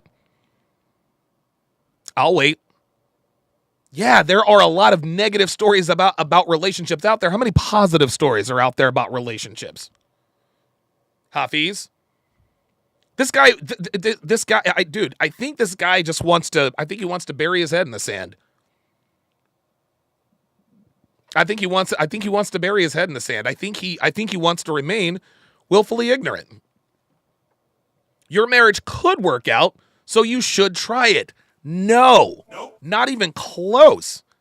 Holy smokes, this guy. There's enough information about the worst case scenario about marriage, but not enough information about the best case scenario, Hafiz. You see, the worst case scenario is the norm. The best case scenario, now that's the exception to the rule. We all just sat here and agreed that Allie Ray's marriage, 20 years still hot for each other, is the exception to the rule. If that's the exception to the rule, there's got to be a majority. Am I wrong? About divorce. Oh, she left me, and there's enough of that in this world. Yep. And so my biggest thing is that how does that make society better? Especially, I'm passionate about it. Going back to like black community, the biggest issue that's plaguing the black community. When I ask Candace Owens on the right, if you can ask Dr. Eric Dice on the left, they'll tell you it's fatherlessness, broken families. Not enough husbands and wives coming Okay, now we've switched subjects again. together, raising families. There's a reason for that, especially in the black community. The reason why there aren't enough husbands and fathers raising children is because better than 3 out of 4 black children born in this country are born out of wedlock. That's why, Hafiz. That's what's destroying the black community. That's what I'm passionate about. And so to me, the biggest thing is how is simply spending all day, keyword all day, majority of my day, hearing about the worst case scenario about marriage and divorce and alimony and getting screwed over. How is that going to help black men become better fathers? It doesn't. It helps them not to get fucked over, you idiot. This is dangerous, Hafiz. This is very, very, very dangerous. This is very, very dangerous. See, he's consumed a lot of these stories. It sounds to me like he's the one being negatively affected by this. Yeah, you're right. Shaggy Burrito said he is talking all over the place. How are these stories going to help men? How are these stories going to help black men? These stories help men to keep them from making that mistake. It's almost like this guy is suggesting that we don't talk about the bad things. It's almost like he doesn't want us talking about the bad things so that they'll be more encouraged to do to jump in relationships with women they have no business jumping into relationships with. It makes no sense. We have to talk about the risks. We have to let guys know, hey, this is possible. As a matter of fact, this is likely. This guy doesn't like the fact that most relationships are bad. He acknowledged that most relationships are bad. He said it himself. What he's mad at, I don't think he's mad at the red pill guys. I think he's mad at the black pill guys. I think he's got the red pill all wrong. He clearly hasn't watched my content. My content is how to master the game. That's solutions. How to build a quality woman from the ground up. How to properly vet women for relationships. I have book after book after course teaching men, giving men solutions. That's what I do. But of course, Hafiz doesn't want to talk. He doesn't know anything about that. He doesn't even know about Coach Greg Adams. I think Hafiz spends too much time in the black pill community. That's who he's talking about. And there is no logic in what he's saying. And get this, there are so many men who still have no idea what a risk even the average relationship is like here in America. They still have no clue. So yeah, we're going to continue to talk about it because guys don't know about it. Unbelievable, this guy. How's that going to help them become better husbands? It ain't got nothing. Listen, yo, check this out.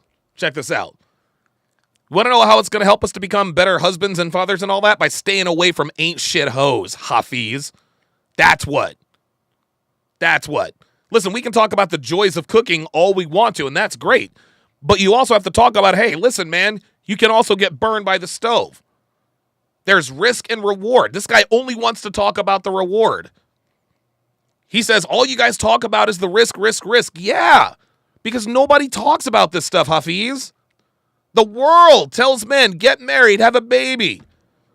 Give girls a chance. Give the baby mama at 3 a chance. All they talk about is the reward. Don't you want a woman who cooks and cleans and blah, blah, blah, blah, blah, which is all cap. But the world purposely shields men from the risks of being in a relationship with today's modern women. They do this on purpose. Man, every kiss begins with K. Yeah, that looks all fine and well on TV, but what are the risks? That's why we talk about the bad stories all the time, Hafiz, because nobody else is. And the ones that do talk about the risks get canceled. How is that going to equip them with the tools needed to build healthy families and to create legacies of change? And so to me, this is just this preaching bullshit. Ain't nobody interested in legacies of change, Hafiz. Now come on, man.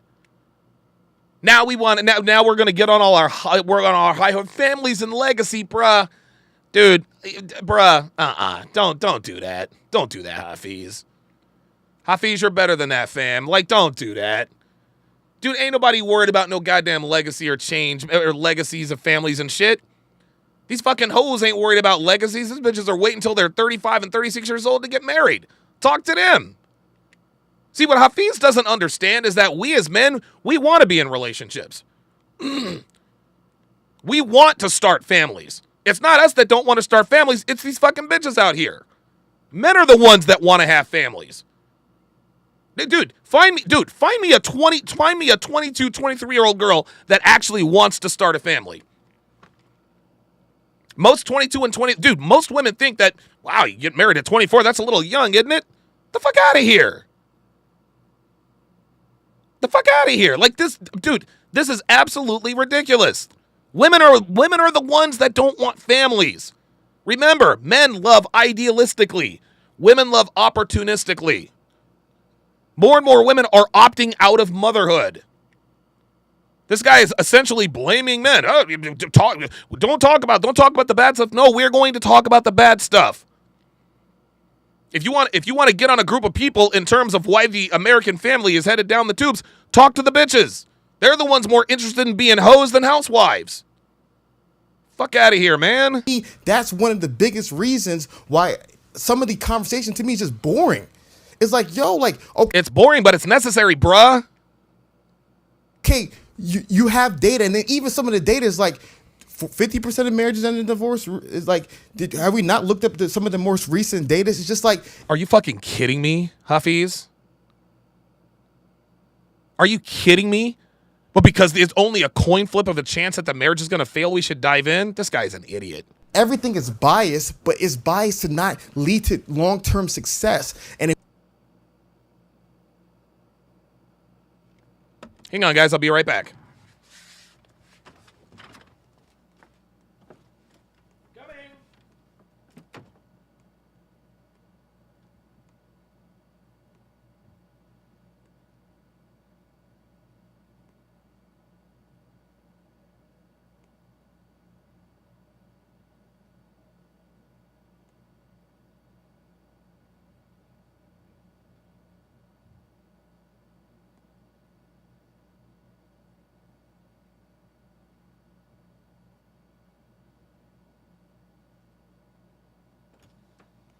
Okay, sorry about that, guys.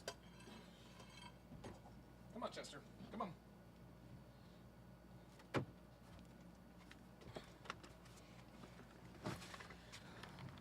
I don't know why the trash valet had to ring the doorbell. Like, just pick up the trash, buddy. Let's continue. If we're honest about long-term success, a lot of this information is not it. Honest about long-term success. If we're honest about long-term success. That's just it. Hafiz. We are honest about long-term success. We are honest about long-term success. You just don't like the data. And I get it. You don't want to admit that relationships are in the fucking toilet. You don't want to admit it. The truth is the truth. You just don't like the fucking truth, bruh. That's what this comes down to. Hafiz does not like the truth. This is ridiculous. Mark Whitmore on the Sharpstream side says, Hafiz means well, but he's giving an ideal of a big picture utopia without the action required at the individual level.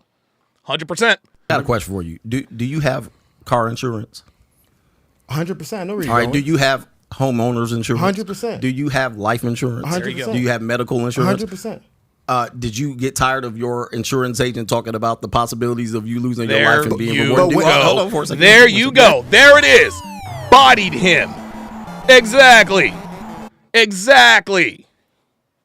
Coach just checked. Now all of a sudden it's different? Fuck out of here.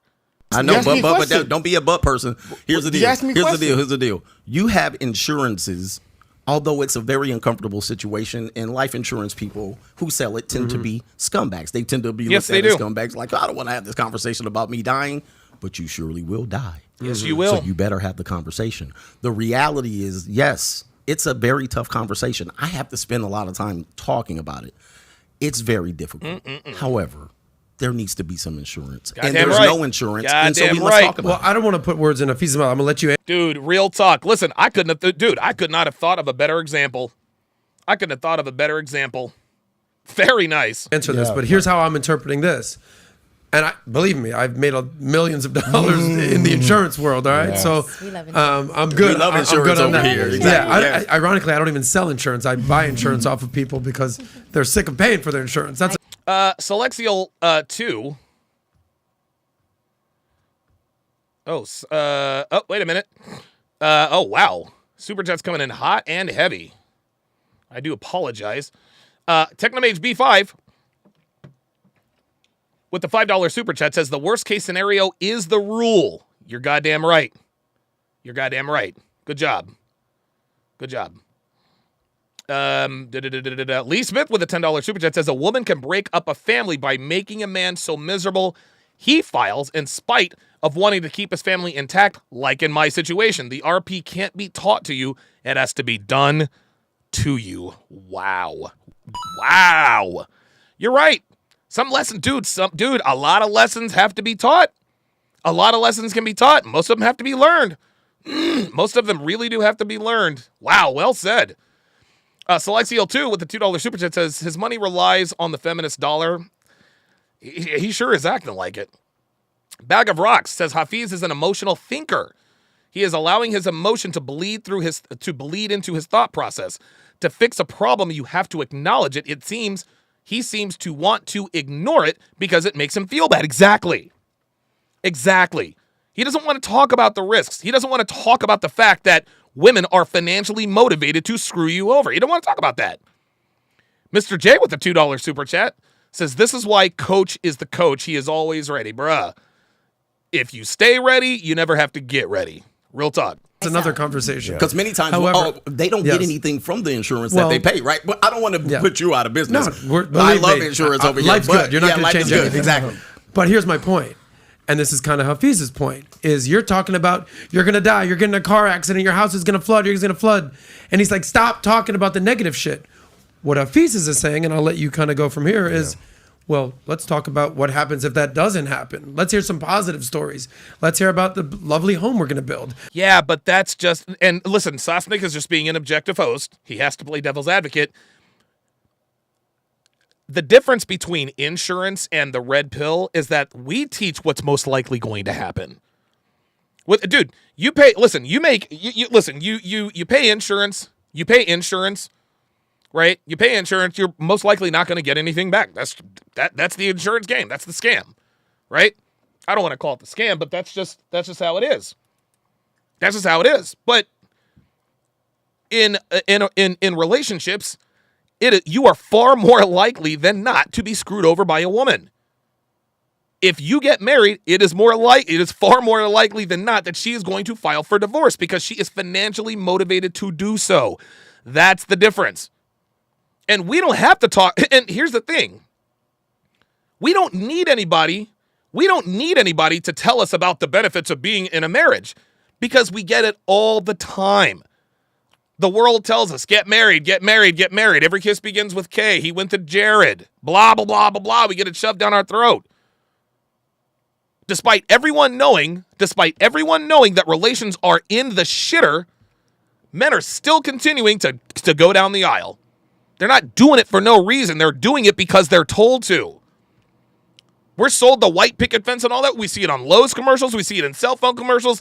Every commercial, every television, every movie shows the best case scenario in terms of relationships, but it doesn't show the likely scenario. We talk about the likely scenario. Television, movies, all that is scripted. That shows you that is the best case scenario. That's why, dude, this is why Disney and rom-coms, Disney movies and rom-coms, that's why they're dangerous. Those are the exceptions to the rule. That's the fucking fairy tale. So yeah, we're not gonna talk about the benefits of being married because we get it shoved down our throat all the goddamn time. The amazing car we're going to drive in. The fact that my house isn't going to get blown away There you go. in a hurricane. There it is. And I understand what you're saying is like, yeah, brother, you can have the most beautiful house, you can have the most beautiful car, you can have the most beautiful life, but you do need some protection. Just be fair. So it's almost like a both. You need both. But just to be fair, when two Yes. people enter into that agreement, that's what they talk about. They don't sit together talking about, hey, when we get divorced, and they sit to talk about those things. There you go. Oh, look at this. The conversation is being had, Fair but enough. it's almost between those two people. But when divorce happens, it happens in the court of public opinion. Woo! It happens in the public court. Oh, So Go ahead, Hafiz. oh, wow. Wow. asked me a question. That's why I was responding, because you asked me. I was going to respond to the question, but it is what it is. So Hafiz. Bruh. Did he really have to do that? Like, come on, man.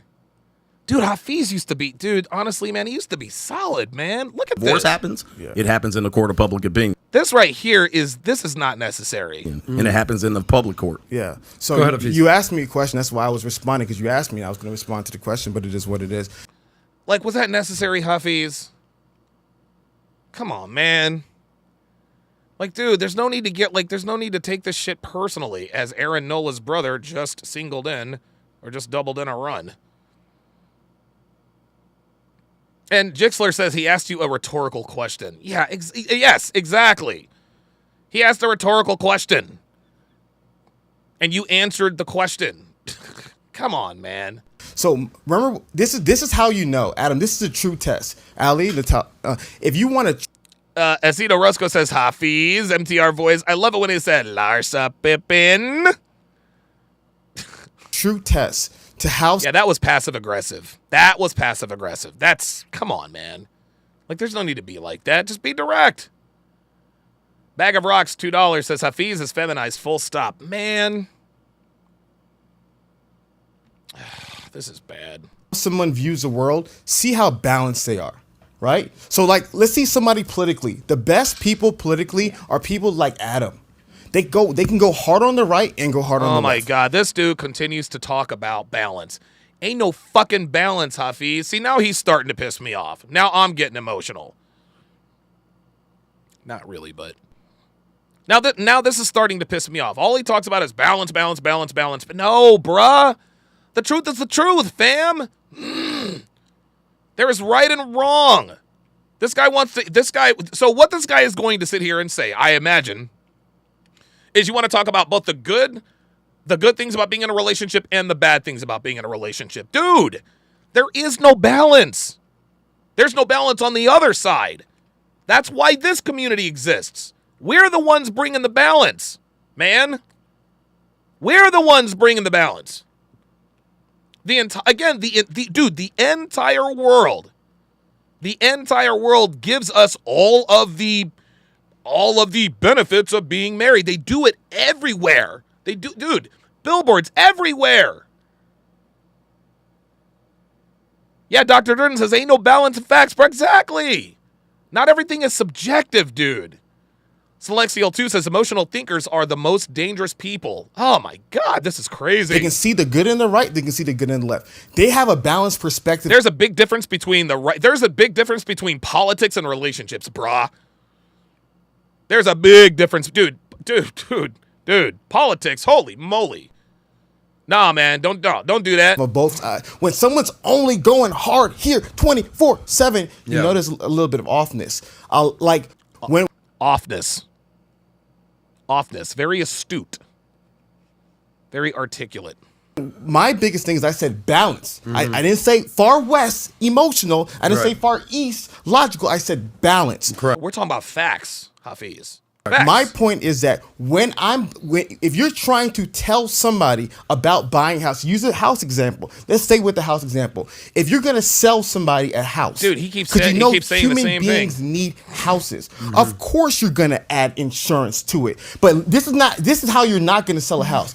Let me show you this beautiful house. Do you know if your house burns down and you're inside of it, you're gonna die? Do you know that there's all these electricity problems? You know when a hurricane comes, your house is gonna fall down. You lose your commission if you sell it like that. And if I'm trying to sell something to you and telling you every worst case scenario, hey Adam, come drive this Lamborghini. Do you know that Lamborghinis you can get in a crash, you can die? That's right. Do you know if you drive this certain speed, you can It's not either or, because this is what it blows my mind. I know how nihilistic these guys on the internet are, because they can't even tell the nuance. It's not either or, it's both. Yeah. I want you, please sit down with Coach and hear about the worst case scenario. Hear about how to protect yourself. Hear about the insurance. I want you to have that. But if all you're doing is watching him, I'm telling you, you're going to be deceived, because all you're going to be consumed about is the worst case scenario and the big bad boogeyman, aka the state, aka your woman screwing you over. You gotta Hafiz. hear the balance. You gotta hear the best of stories. And I remember Patrick Bet-David, shout out to PBD, said, Dude, this guy, now he's more pandering. would love to hear, do a debate. On one end, people who've been married, happily married for 40 years, a beautiful marriage, and then the guy who's been in the worst divorce in human history. And then let the people hear both of the stories. And that But whose story is more common, Hafiz? Whose story is more common? People who've been married for 40 years or people going through a nasty divorce? What story is more common? Like all of this word salad and filibustering, that doesn't do anything. Like, bruh, like all you're doing is preaching, man. All he wants to talk about is balance, balance, balance, balance, balance. It sounds to me like he consumed a little bit too much red pill content. That's what it sounds like to me. Right?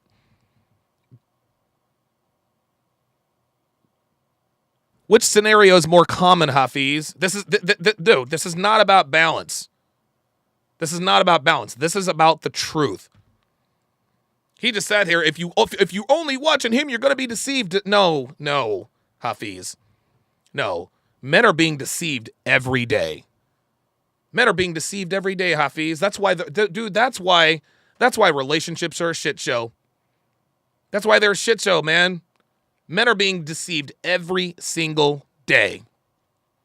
This is why men are walking down the aisle. This is why men continue to walk down the aisle. They're being deceived all the time. He talks about balance, balance, balance. Hafiz, there is no balance. It sounds to me like he's in one of these silos. It sounds to me like all he really does is sort of watches red pill content. That's what he does. Why do these guys only talk about the bad things about relationships? Because we're the only ones who do, man. We are the only ones. We are the only ones who talk about the actual risks of marriage.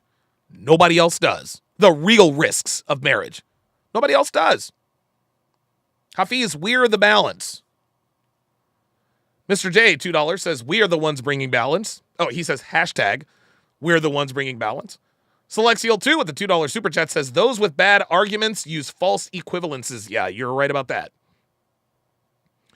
Raza the Terrible, $5, says, Hafiz and his suit is on life support. Send in the EMTs.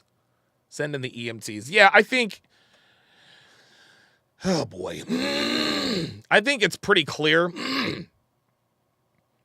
So, this podcast's the title of today's episode is Hafiz lost? And the answer is absolutely yes. He's lost, man. He is lost. He is very lost.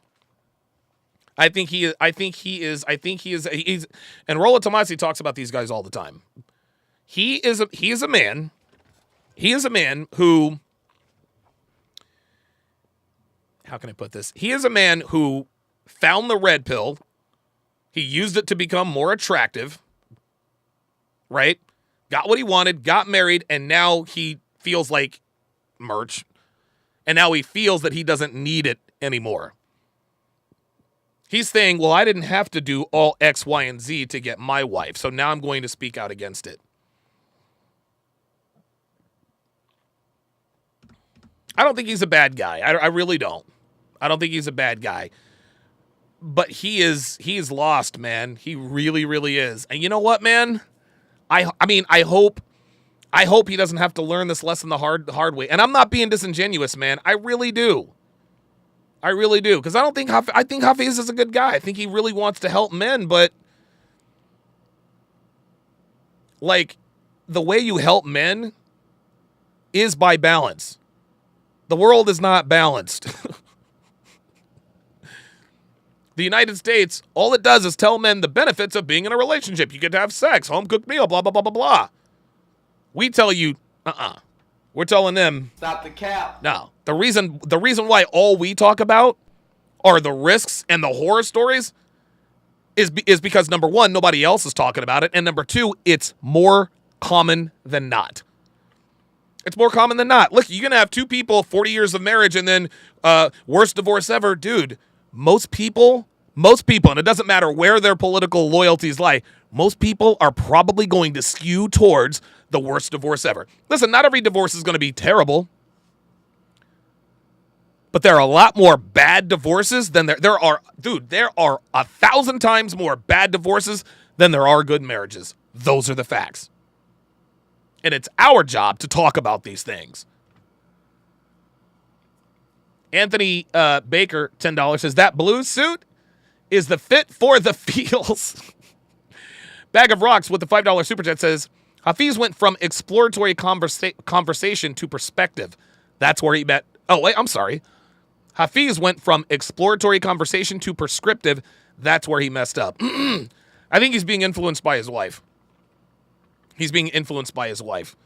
Mr. Dave, $5 says, men being deceived by Disney. Oh, boy. Men being deceived by Disney. Yep. Jared. Yep. Women. Yep. Yep. Appreciate that, Mr. J, with the interactive super chat. Yeah, man, it's, yeah.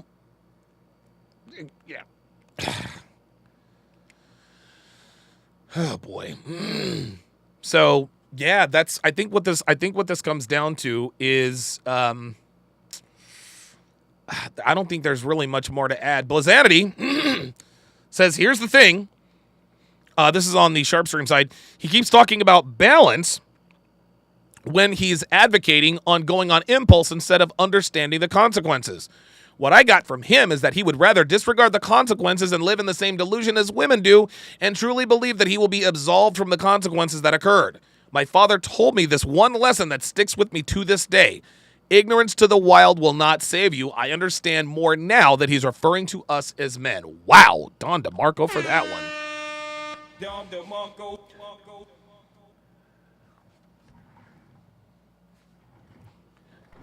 Alexander, I think Alexander Yoon, he says, if you think Hafiz was bad here, he was a lot worse in the Pearly Things interview. I'm aware of that because I've seen that. Mr. J, $5 says, I really miss Kevin Samuels. R.I.P. to the Godfather, the legend, the Holy One, the Great One. Kevin Samuels. Yeah, man. Yeah. Unfortunately, I think that I think Hafiz is I think he's being influenced by his wife. I think he's also being influenced by his pastor. His pastor's doing him a disservice. And again, guys, I don't want him to get screwed over. I don't. I wouldn't wish that on any man, but this dude is willfully ignorant. He says, I don't want to sign a prenup. I've got my brain. You can have what you want. What? Like, seriously? Oh, wait, New Horizon says my super chat was missed. Hold on. I'll go back up and see if I can find it. This man sat here and said, yes, I'm sorry. New Horizons, $5 says, is it just me, or does Hafiz only want to live in an idealized fantasy world? Yeah. Yeah, he does. He doesn't want to, he doesn't want to talk about the risks. He doesn't want to talk about the risks. He only wants to talk about the reward. Fam, He doesn't, dude, he's got to, he's going to learn sooner or later, man. I just can't believe that he is, that he so willingly got married. Like, he's a man of means. He has money. Oh my God. Ay. Boy, one can only hope. One can only hope. Oops. The hell?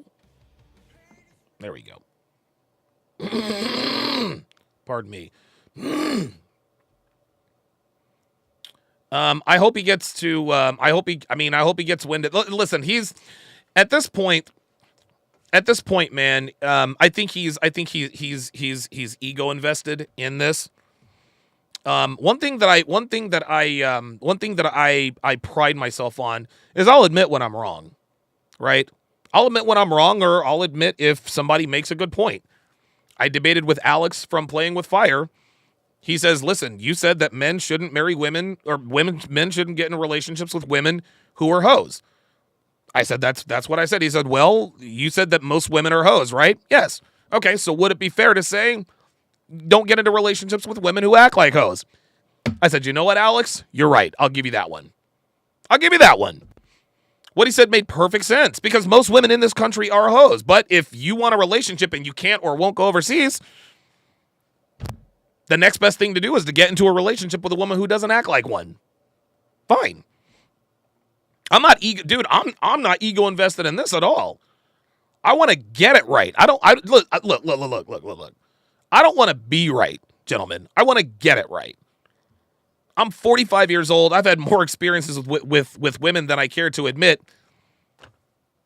I think I've got enough. I think I have enough requisite experience to know exactly what I'm talking about. Hafiz is a young man. How old is he? Is he in his 30s? I think he's probably in his early to mid 30s, maybe. But he just doesn't have the requisite experience to make these kinds of assertions, man. He knows the truth. He just chooses to ignore it for the sake of balance. That is going to do it for this, the 880th edition of TSR Live. Thank you to all of my super chatters, all of my Sharp Stream members, and all of my patrons. Thanks for watching, guys. We'll see you next time.